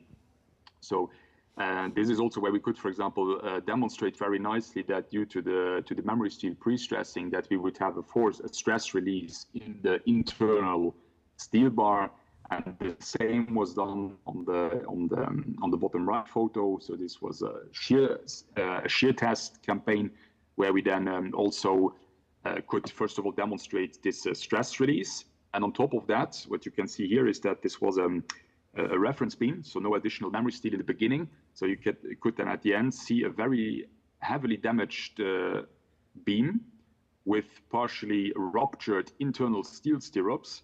But we took this beam and we upgraded it with the rebar strengthening method, and then reloaded it again in order to demonstrate really the efficiency of the system, to show that even very heavily destroyed beams can be restored with this technology.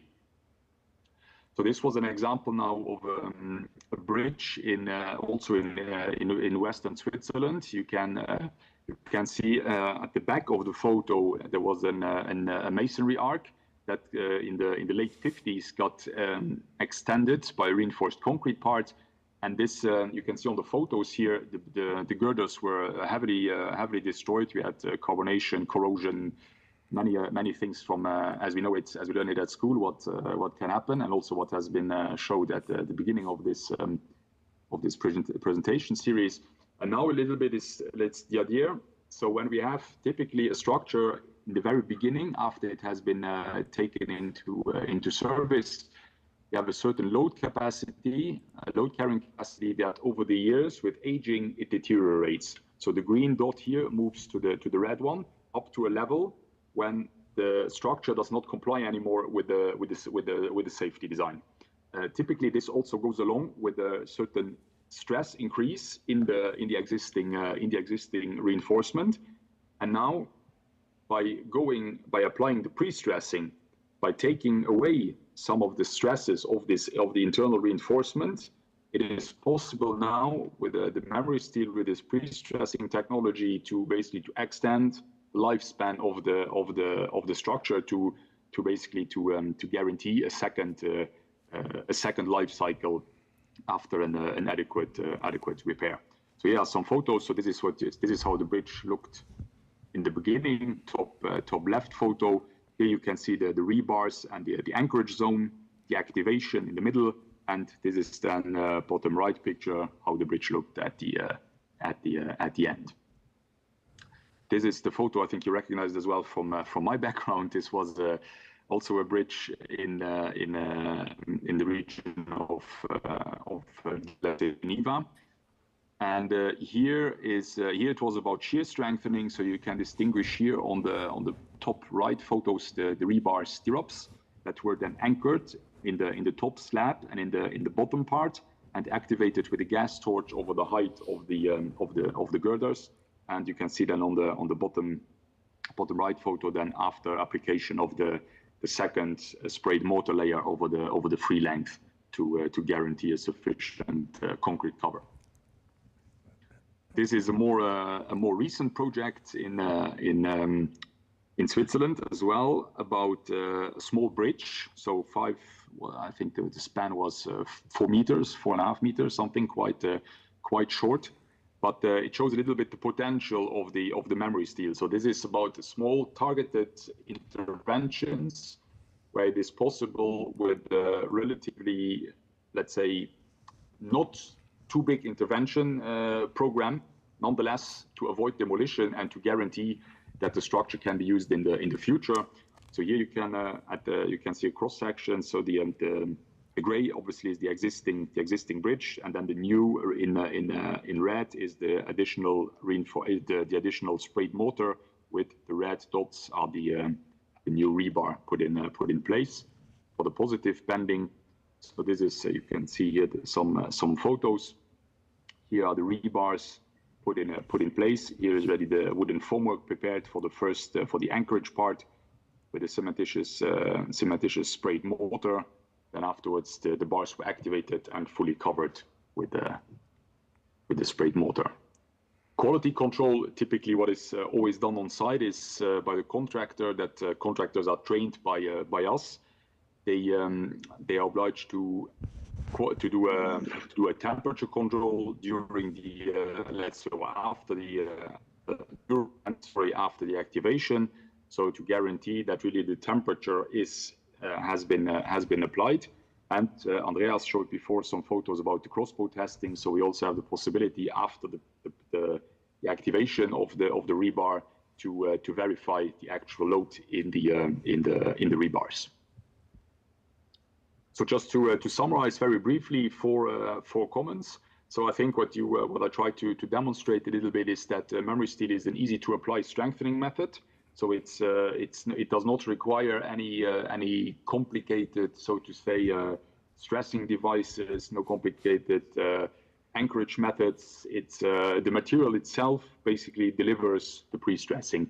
It is an efficient strengthening method for targeted application fields. It is not a substitute for a pre-stressed tendon or very large span bridge applications. But I think in structural repair, it offers a good potential and very interesting application opportunities.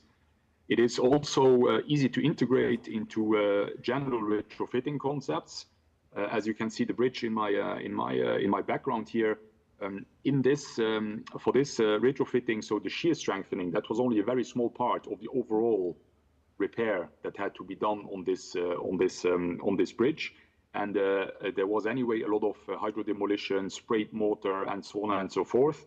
And the rebar system itself can be easily integrated into measures that anyway would be necessary to upgrade the bridge's load carrying capacity.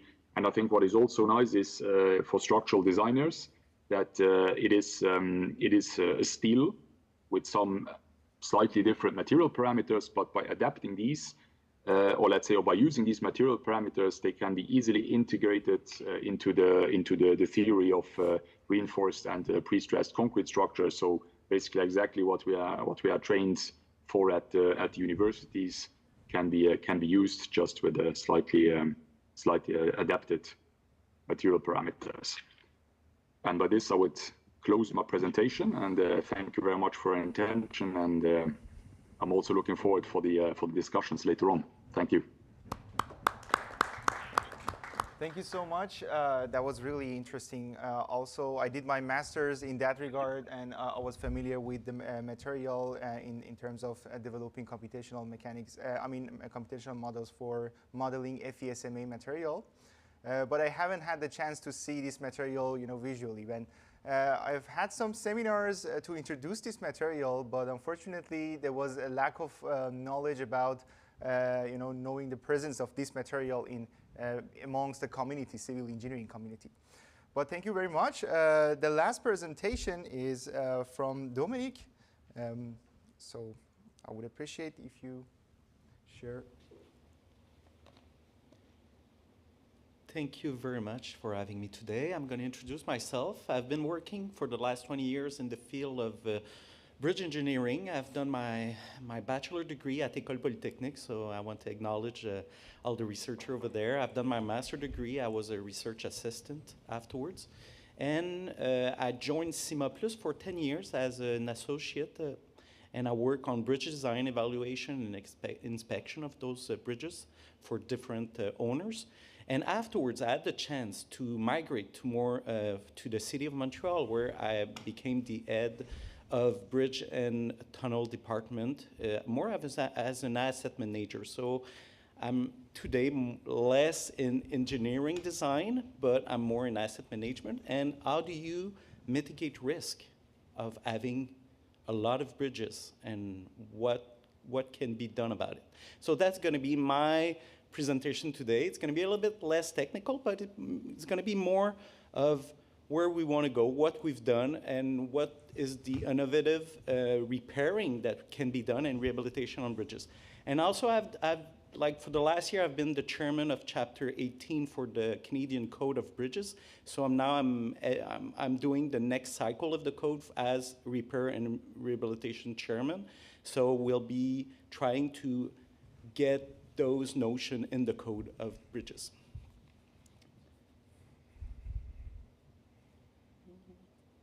This is the one? Yes, it works. Okay, great. So the City of Montreal, we manage around 580 structures. We have a team of 20 engineers and technical agents that do the management of those assets. We have a team that does inspection. There's also a team that does design in-house and as project manager with an engineering firm. And we also do sometime in the weekend and at nights, we do repair. So we have a team that do urgent repairs on structure. And risk assessment is really a part of our DNA. Like yesterday, I was preparing the presentation and I got a call. There's flood on the north shore of Montreal at the moment. So I had to go there and close off a road and to make sure that the bridge is the water went over the road. So how do you manage that risk? And when do you decide to close a road? So that was my day yesterday on a beautiful Sunday. So 200 bridges, 250 about retaining walls. We have 5 tunnels, culverts. So there's a lot of different structure. As you can see, we got really old structure, masonry structure that dates 100 years. We have some arches. We have some modern pedestrian bridges. We have some heritage bridges from the Expo, Montreal Expo in 1967, I think, or 69 or something like that. We have a lot of different type of bridge managed. There's some concrete, some steel. We all have all of them. Our mission at the city, well, we want to maintain the condition of our asset, of our bridges. And we want to look at it as a life cycle analysis to keep it safe, to have merchandise and people, and to ensure mobility of those people. That's the city. We need to have economic growth. So bridges are a main part of the network, so we need to take care of them. We also want to make a lot of initiative about innovation. We want to make, we don't want to repair and to make it as it was before, because it's going to break again. So we want to make repairs durable and more innovative. So we've done a lot of investment on that aspect. And as you can see, for the last maybe 20 years, we've left the worst first approach to only repair the worst bridge.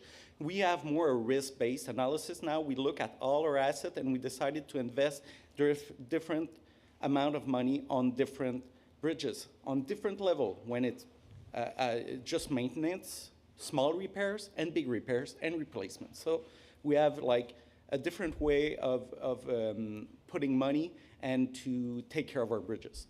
And as you can see, for the last 10 years, our deficit of maintenance has been going down on bridges. So I think our approach is working, and we now want to even get it better, make it so we invest the money more wisely, because we're limited on resources, human resources, and money. So we're looking into it. So what are we doing? We're doing a robust inspection program. We want to know how our structures are doing, and that generates a lot of data. That's going to be important to keep in mind. We make an assessment of each structure during its lifetime, so to make sure to know the load rating capacity, the remaining life, the seismic capacity of those structures, the chlorine contamination. So we do a lot of assessment. A lot of money is made to know the number of bridges we have. Afterwards, when we do a project, we do multi-criteria risk analysis and life cycle analysis to choose the right rehabilitation process, the right way to repairs, how many years we want to get out of those structure, and where we're going with that. And finally, we have an asset management plan, because we look at a network. We've seen a lot of examples of specific bridge, but when you have 300 bridges, we cannot just look at one bridge. You've got to look at the network. So that's really important to do a risk-based analysis on a network level. So that's hard when you have a lot of data.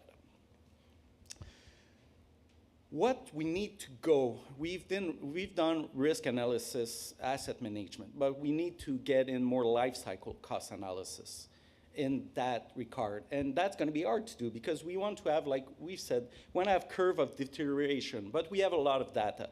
And it's really hard, and all the bridges are different. So how are you going to figure out how a bridge gonna be in a worse shape? What shape is the bridge going to be in 10 years, 15 years? So you got to do a lot of forecasts. And I think AI is going to be a part of it, and machine learning. So we're looking into it.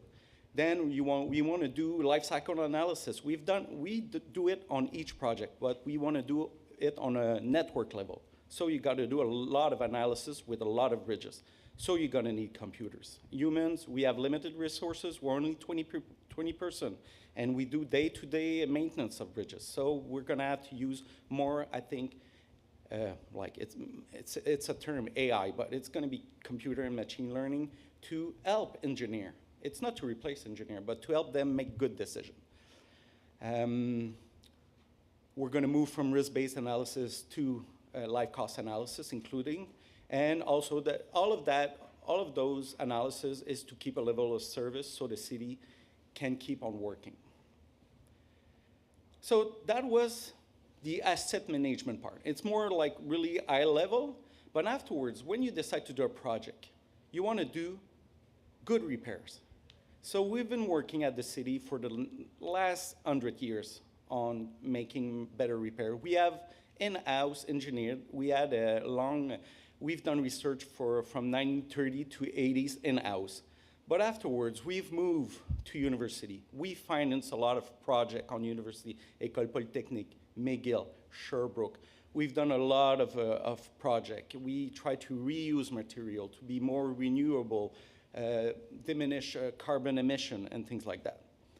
So we've been financing those research, as you can see here. High performance concrete, concrete repair, rheology control fluid repairs with Sherbrooke, fiber reinforced concrete with École Polytechnique, UHPC, you've seen it on the Champlain Bridge, we'll see it more and more. It's it's the use of fiber, of steel fiber in concrete to make it more durable and more flexible. So we've started to, in the 90s, to think about long-term of bridges. We wanted to limit corrosion in concrete. So we went with UHPC. We developed UHPC with University of Sherbrooke and Professor Aitzin. And what we found out is that we had a lot of problem with cracking with UHPC when we first developed it. Then we went and made a lot of research to make short pore section, to take care of take care of shrinking and cracking. We put additive admixtures to reduce those cracks. We've done early curing with water to reduce cracks. So we want to mitigate the risk at the source, that we will have less corrosion in our concrete structures. But we've seen it. The problem with concrete structure is corrosion of rebars. That's it. So we need to address it. So that was in design. So you can see on the top, you see a sidewalk that was done with UHPC with no additive, nothing to make it better with cracking. So you see a lot of crack, and it's a new bridge. It's only 2 years old, and you have loads of crack. Then you see down is the way to do it. Short section, admixtures, almost no cracks. So which one's going to be more durable, do you think? The one in the bottom. So small change, innovation, not complicated, but you have great result. We also do a lot of research on thin overlays using fiber and shrinking additive.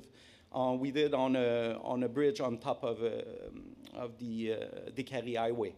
So we pour a thin overlay. So that's replaced the asphalt and the membrane that protect under the slabs, the concrete slab. And as you can see, we did one with fiber that were steel and one with synthetic fibers. And you're going to see steel performs better, but it's more stiff. And fiber synthetic does work well, but a little bit less. So you're going to see after 20 years, on the steel fiber side, there's no cracking. And the synthetic side, there's some cracking appearing. So we've protected the deck of the bridge with a thin overlay made out of concrete with fibers. And it works pretty well.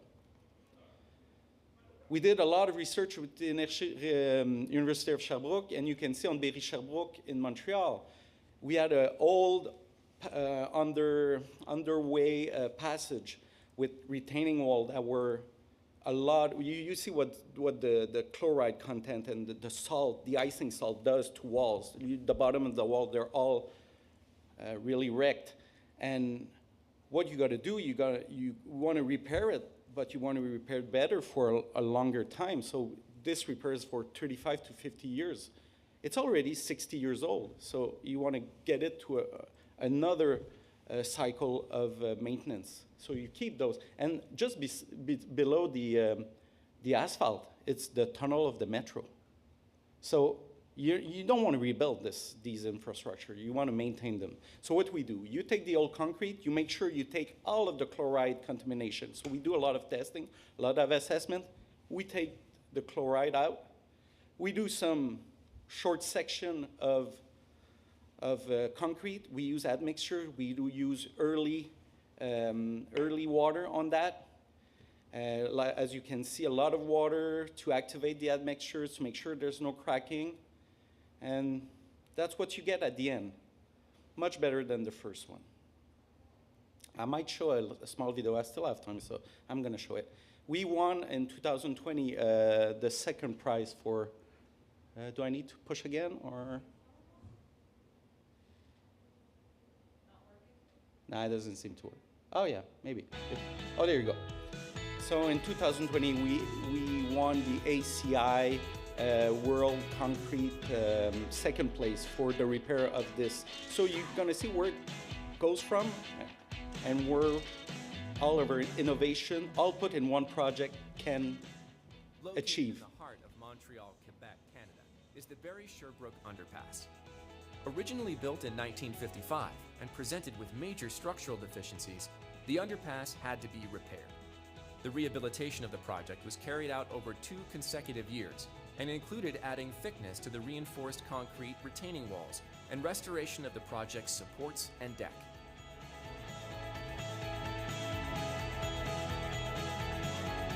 I do love the music on those videos.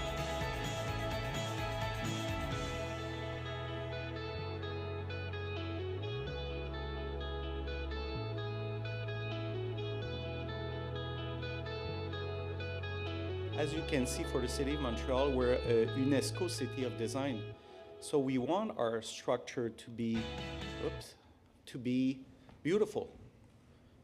I know with modern rebars, with galvanized steel and stainless steel, you can have cracks and you're gonna maintain a level of functionality for a long time. It's not gonna corrode as much as old rebars. But still, when you're in a city and you walk near a wall and it's all cracked, even if it's beautiful, if you do a lot of design, if it's all cracked, people are gonna reflect what's happening there. So you gotta really think about your rehabilitation, what you do, the choice you do, and use the right material at the right place. You use UHPC. People tell us UHPC is so expensive. They're right, it's really expensive. But use a little at the right place and you're gonna have a great result. And you're gonna have a life cycle analysis that shows that the small investment you do in those specific material, we've seen the rebars, they must be expensive, but when you do it right, you have economy on a long-term scale. So don't think short-term, think long-term. So that's one of the things I want to tell you. And one of the things you've seen on Barry-Sherbrooke, what we do, we put a lot of section, we put complicated concrete, we put synthetic fiber to have a better, I'm sorry, I'm overdue a little bit on my time, but you do a lot of those things to mitigate cracks. But now you could create a UHPC formwork panel and you leave it there and you pour normal concrete behind it. Really simple, really fast. You don't need water curing.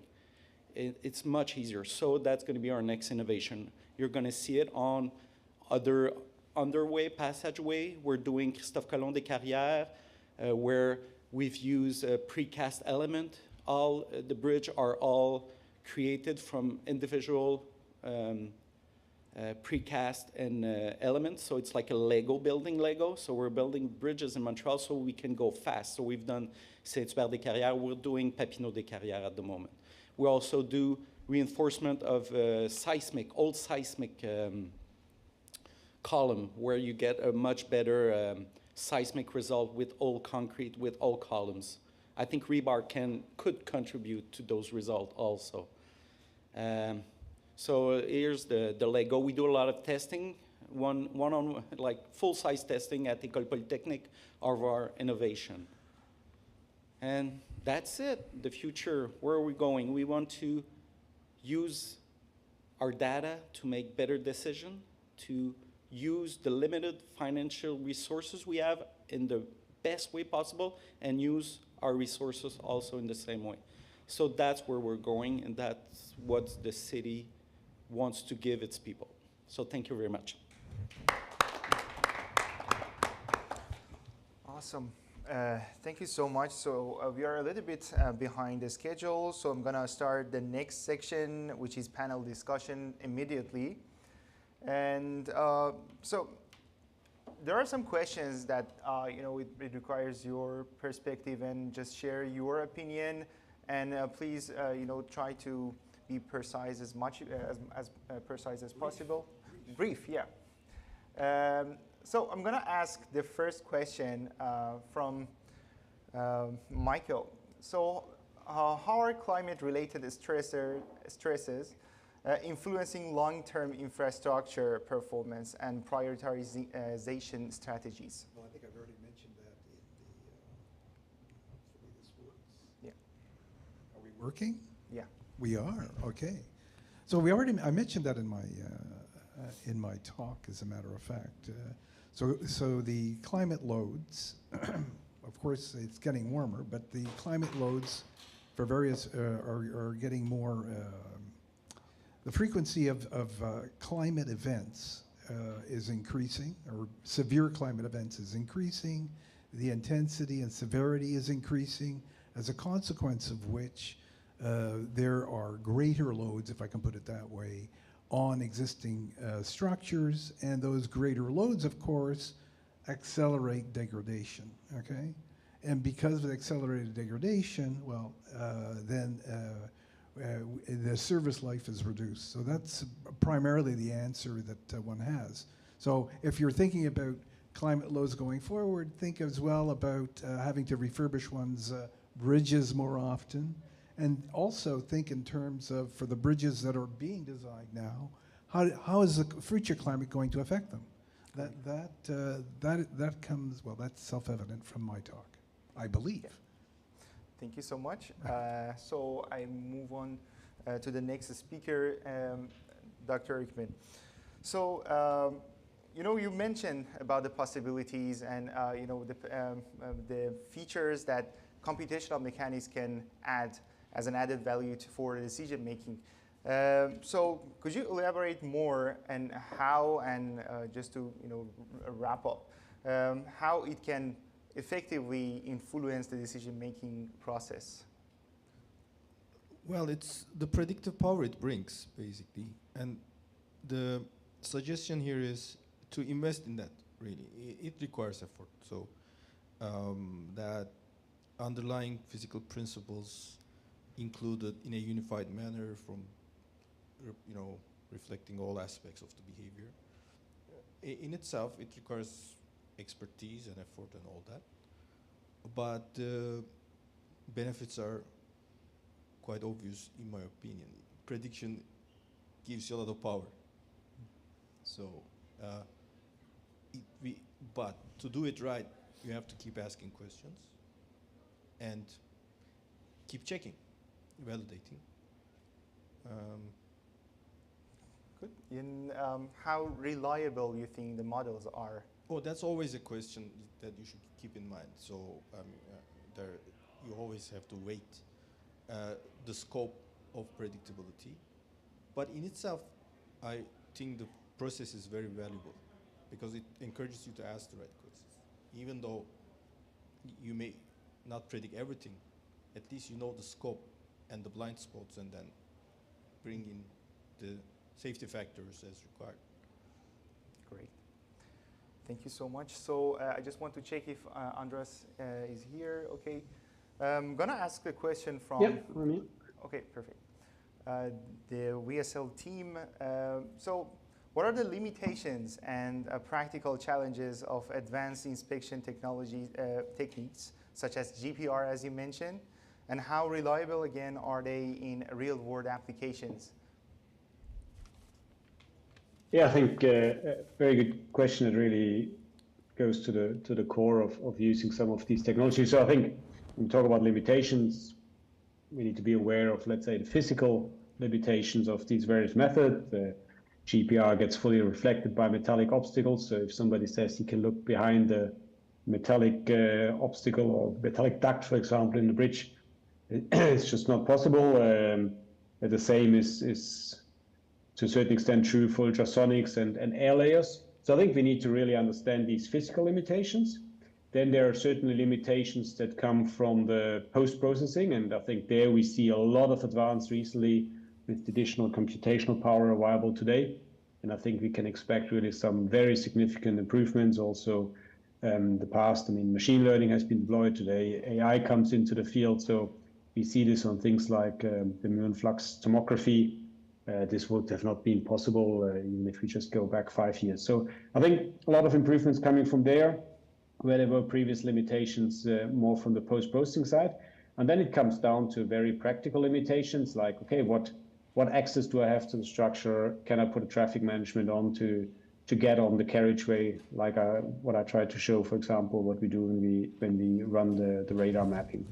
And I think the question on reliability in the real world, that's key. A lot of solutions show very interesting results in a lab environment, but then the real test is when we put them out onto the structure, and when we talk about this georadar-based mapping, that's something that has been now done on several hundreds of structures with good results. And obviously, we can always put it to the test if afterwards there's a repair intervention and you take, for example, the surfacing off and you see the condition of the rebar and you can correlate that with the hotspots you have identified through mapping. And I think today we are, with these methods, quite confident that we really find the hotspots. And for that, I mean, we're obviously relying on owners, and I think it was great to listen to Dominic's presentation and hear how the Ville de Montréal is really at the forefront of promoting long-term durable solutions and asset management approach. That's exactly what we need from the owners to allow the deployment of some of these novel solutions, technologies, and methods.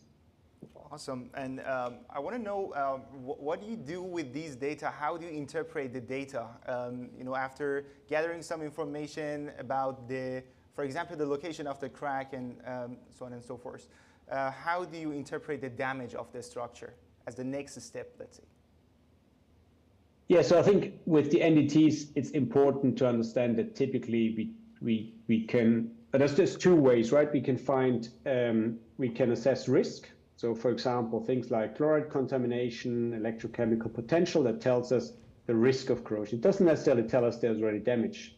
If we identify it early, we can intervene before damage occurs. And then we have other NDTs, like for example, we talk about ultrasonics, where we look at things like delamination, damage having already occurred, cracking having occurred, or corrosion having occurred, resulting in spalling of a concrete, and that's what we detect. So we're obviously a bit later down the damage evolution, and I think that's really the key, to use the right method at the right time. And the data is always a snapshot in time, but where it gains really value if you have a time series. So you can do a scan. Ideally, you would do a scan of a structure right after construction, and then you can conduct it every 5 or 10 years, and you would see how things evolve. That's typically not the case. Typically, we intervene on an existing structure with no prior similar data to compare to. But even in the range of a few years, you can see how certain pathologies evolve, and that's where it can generate a lot of value. Awesome, interesting. Julian, I wanted to ask a question. Is there any verification, I mean cyclic test verifications, that we can use the smart materials and memory steel for seismic applications, or it's more for service load retrofitting? I mean, as I tried to distinguish a little bit the two cases before. So when we talk about normally reinforced concrete elements, that is typically, let's say, serviceability, but also durability strengthening for the long term. And then I think when it comes to cyclic strengthening, that is then more the masonry topic. So there, when we talk about seismic upgrading and the likes, if that was the question. Yeah, and so it works also under seismic and cyclic loads. Yes. Okay. Yes. So we have done a couple of experiments in the field of, let's say, fatigue characterization of the material. But we also, interestingly, we did a couple of years ago a research project at AMPA where we were also assessing the possibility, for example, where also low cycle fatigue came into play for using the material as a recentering strengthening. So, for example, if during a seismic event, a reinforced concrete column, for example, is put out of its axis, so that with the pre-stressing effect, that we can basically bring it back to its initial shape or initial position, better said. Yeah, interesting. And I saw in your presentation you brought an example from a small project. It was a balcony. And do you use it also for small projects as well? Is it in terms of financial issues. Is it something beneficial or something or not? Cost effective. Cost effective. Thank you. I was I looking mean, for that word. I think it is. It's always a consideration. I mean, to have it an assessment project by project. So it's difficult to give an answer. It is to say it's always better or always worse than something else. Correct. But it's always, let's say, the structural designer has to evaluate the retrofitting with memory steel vis-a-vis other possibilities, and then it's each time consideration of application, installation time, material costs, overall installation costs, architectural, let's say, attractiveness of the system, and so on and so forth. So the costs typically, for example, especially when we talk, I come back to the example of the bridge behind me. The memory steel itself, obviously the material price, you cannot compare it to a conventional normal carbon steel. Material price is obviously higher, but it is typically if you check the overall volume of the retrofitting costs that incur, the memory steel is only a small portion of it. That's point number one. And then also maybe in addition to what Andreas said before, and also during the last presentation, what he said, I think it's also what one has to be aware is that it's always the long-term consideration. Great. So higher costs today might save us, let's say, additional intervention costs tomorrow. Interesting. And Dominic, could you please elaborate how willing and interested you are to, just go beyond your, let's say, comfort zone, let's say, and invest in more advanced and cutting-edge techniques, methods, and everything? Yeah, that's a great question. I think we as engineers are pretty conservative. Yeah, we are, and I don't know what we at the City of Montreal, our engineer, we're really willing to try. Maybe because we have our bridges really close to us. It's not like when you work on a provincial level, you're going to have 6,000 bridges. They're going to be everywhere.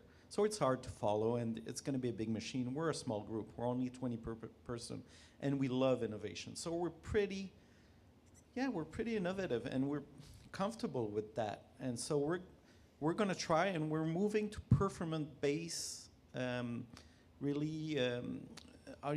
design. So we're open when there's solution that has been proven to enter that in the design. And if it's not been proven, we're going to do lab tests, like the Saint-Hubert-des-Carrières that we built as a Lego. Like, it's all precast, it's all element, it's all connected with UHPC. And it's not in the code. You cannot, like, if you follow the code, you cannot design like we did, and you cannot construct like we did. So what we did in lab, we tested cyclic, we did all the tests necessary to be confident. So it's a small investment, costs maybe $100,000, but you can do a project faster, and it's gonna be longer. So it's a small investment for innovation. So our main goal is to get information from university, what's been, and do, like project, like a projet pilote, pilot project. So we can show that it's feasible. Then afterwards, bigger owner might be interested in those. And I know Ministry of Transportation of Quebec is going for ABC, is going for Lego construction. He's doing some this year. So we're looking all in the same ways, innovation as a way to really do asset management. So we're pretty comfortable, but really conservative at the same time. I understand. Yeah, because one thing that also, Julian was also mentioned, that it's really, in terms of installation, is really fast, and business don't tend to stop their business to, for example, go for the rehabilitation or retrofitting their structures. Any burning questions or that you wanted to share? Yeah. Thank you very much for this.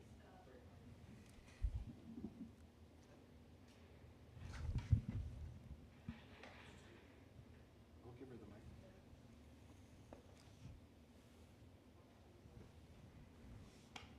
I'll give her the mic. Yeah, I think they are. Hello. Thank you very much for this ever so inspiring panel discussion this morning.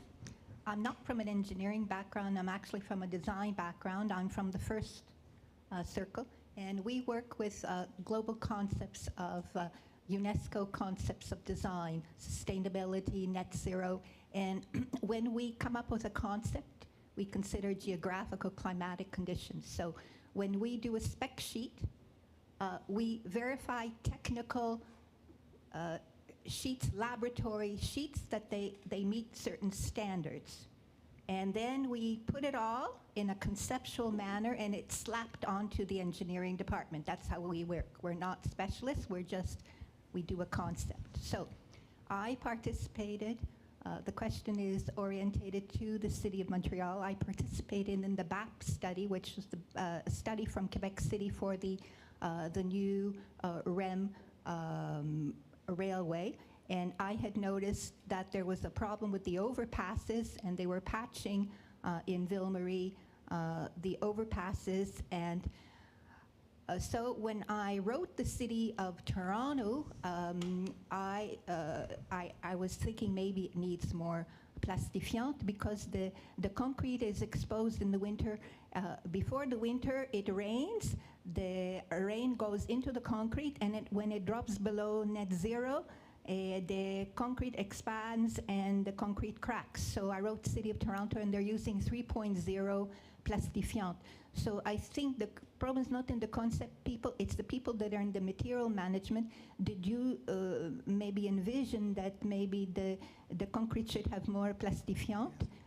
And the second question is, there's something called Industrial Heritage Society, and there is a transition of the concept of the notion of gas lights and bridge, like Victoria Bridge. So when you deduct that maybe the bridge is not anymore feasible, do you try to conserve the notion of the heritage aspect in the new process?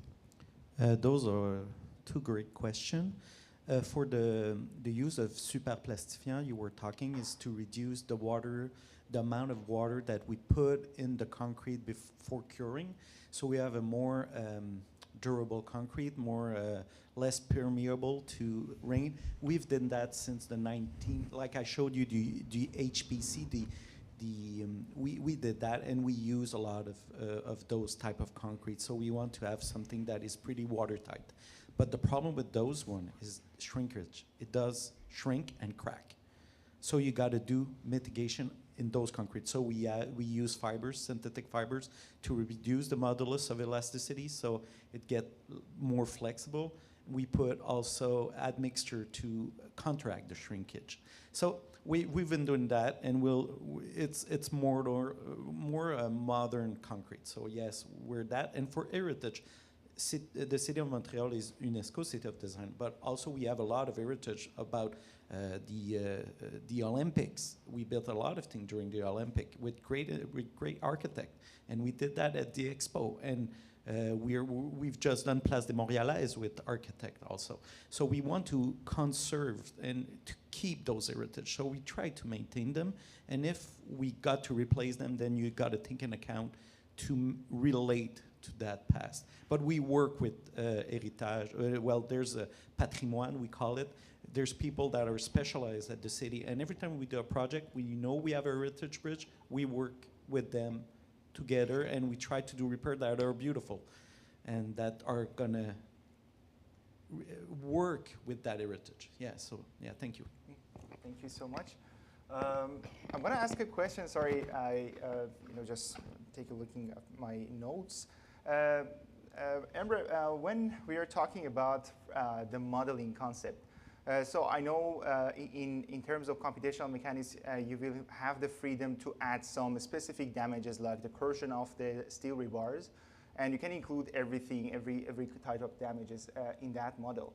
How do you think about, is that something possible that you develop it for different types of structural components and also elements, or we can, for example, you can have it on steel structure, concrete structure, or even masonry. You can include all of them in your computational model or not? In principle, yes. so it's about equipping the model, but this is where the expertise is involved. You have to also have an idea about the failure modes. And for example, the example we gave was introducing cracks to represent the material behavior, but many cases is a matter of bond loss, and then you have to focus into that interface between the reinforcement and the concrete, where crack can indicate something. So it's a judgment on at what level you want to calibrate and what kind of simulation you want to, bring up, and also in that, again, an expectation of the failure mode and knowing the scope of the model. So in principle, yes, but these are all have to be done with judgment. Okay. Basically. Thank you. Thank you. Anybody has any question? If we have any, we probably have time for maybe one more question from the audience. If anyone here has one, just raise your hand. Also on Zoom, if anyone joining us on Zoom has a question, pop it into the chat. We could read it out. Not seeing any questions in the space. On Zoom, I'm not seeing any questions yet. Okay. Oh, we have a question right here. Thank you. Thank you very much.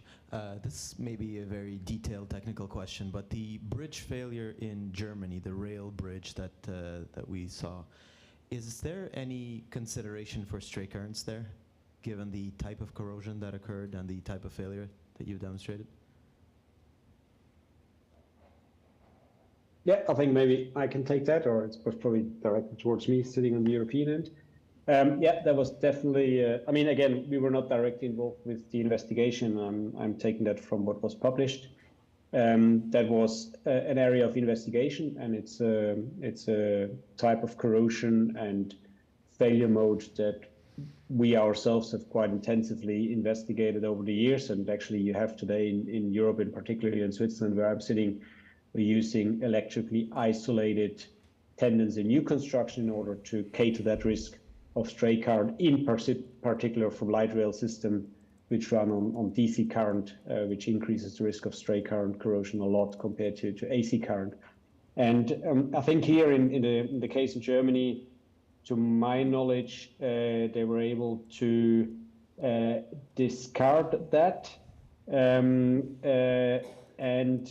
in particular also because the type of steel that was used there is quite a particular steel coming out of a particular steel mill that is known that these are steels which have been susceptible to hydrogen inclusion and hydrogen embrittlement, and linked to the initial storage of the material at time of construction, combined with the prevailing environmental pollution at that time, where basically initial pitting corrosion could occur, and then at the bottom of the pits you had the diffusion of hydrogen into the pits on the start of corrosion activity, and then leading to crack initiation and finally failure at the end of life, linked to small stress increases. So to my knowledge, I think stray current was excluded in that scenario.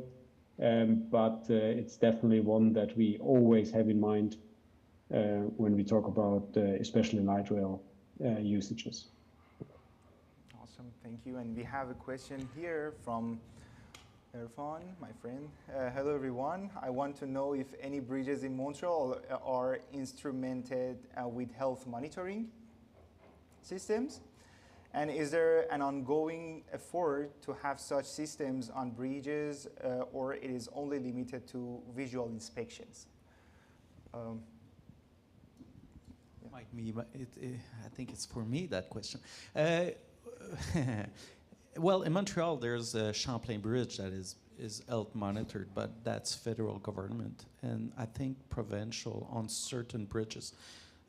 Those systems are pretty expensive, and they got to be maintained, and you got to be able to analyze and follow the data that goes out of them. So usually they're used for really specific and important bridges like Champlain Bridge.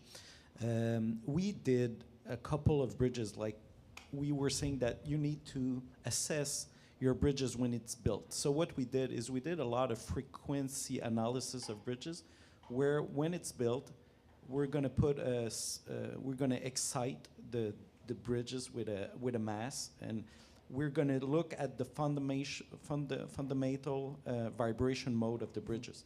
And we know that when there's some deterioration, there's going to be a shift of those frequency. So what we did is, I think there's 2 bridges. We did that in the last couple of years. We measured it, and we're going to do some, at every 5 years, we're going to do some measure and to see if there's a shift. But afterward, what you do with the shift and which, if there's a shift in the mode, where is the problem coming from? So that's another problem. So it's quite complicated, and those systems are hard to maintain. Mm-hmm. So it's really on a specific base approach that's going to be done. Awesome, thank you so much. I have a question. Sure. So I'm in the buildings business, but for all of those who design bridges or involved in bridges, I have a question. The new CSA S6 2025 has recently come out. How many of those of you who are involved in design of bridges actually apply that code, given that the code is now arranged or been upgraded to take into consideration long-term performance and as well the effects of climate change? Anyone can answer. I don't know if there's people on Zoom that do design that could answer, but for the city of Montreal, we've implemented the 2025. We asked that the new design going to be looked at, and even rehabilitation. So we're looking to it. So it's a transition phase, but maybe because I'm a member of a couple of chapters, so I want it to be implemented. So I think Ministry of Transportation is also going for that. So thank you. Thank you for the question. Anybody from, yeah.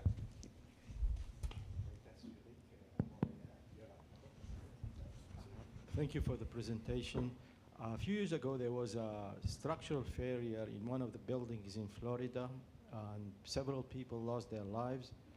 Would any of the measures, inspection measures that been outlined at the beginning could have stopped this thing from happening? And what was the cause of that failure? Thank you. Okay, so what little I know about that, okay, it was corrosion in the parking lot beneath the structure itself. And they had done inspection and it had been noticed. However, nothing was done. The condominium authority didn't move ahead quickly enough, as a consequence of which a catastrophic failure occurred and several people lost their lives. Had any of the methods here been used, they would necessarily have concluded that they needed to do something immediately. So had VSL been down there doing the work, no doubt those lives would have been saved, in my opinion. Okay? I remember a case a few years ago. It was an overpass, a concrete structure, and that reminded me that I think it was also prestressed. With those structures, even there is a health monitoring observation of the current state.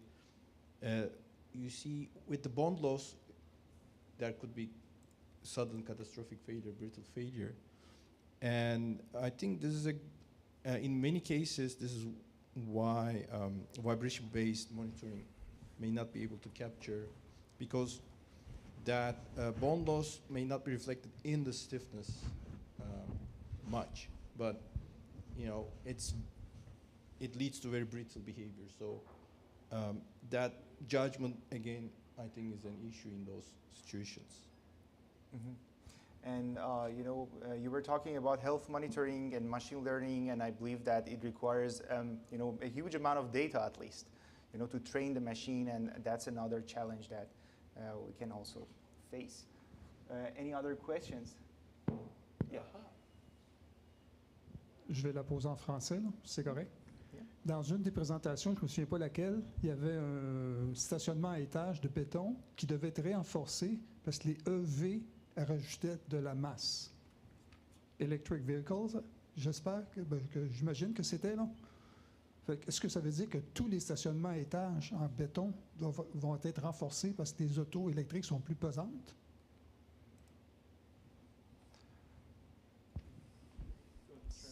I think that was probably meant for my presentation. Should I reply in English or in French? What is preferred? In English is fine, Julian. Okay. I think the question was it was about the increased weight of electric vehicles. I don't know exactly what will be the situation in the future, but we were told by the owner and about the structural the engineering office for that specific case that was a criteria for this specific project, that they did a structural verification with increased let's say dead load of the traffic load of the vehicles, and they came to the conclusion that in the future this would be this could be a major, let's say, major influencing factor for also for whether a structure needs structural upgrading or not. I cannot tell you how severe the problem really is, but it seems that in this specific case it was a determining factor. Yeah. If that answers the question. Yeah. Thank you so much. Yes, thank you, Julian. Anybody else from online participating? Okay, so it seems there is no more question. Thank you everyone for joining, and I really appreciate your presentations, and we can just finish the panel like that. Yeah. Thank you so much. Thanks everyone. Thank you, Emre. Thanks, everyone. Thank you. Julian, Andres, thanks for joining us via Zoom, and all of you here in the space as well. And of course, thank you to everyone joining us online and for all of your comments and questions. We're going to be closing up the Zoom and live stream now, but just know that it remains available on our YouTube channel. You can revisit it there. You can share it. You can also have a wonderful afternoon. I insist. Thank you, everyone. And Amir, again, thank you so much.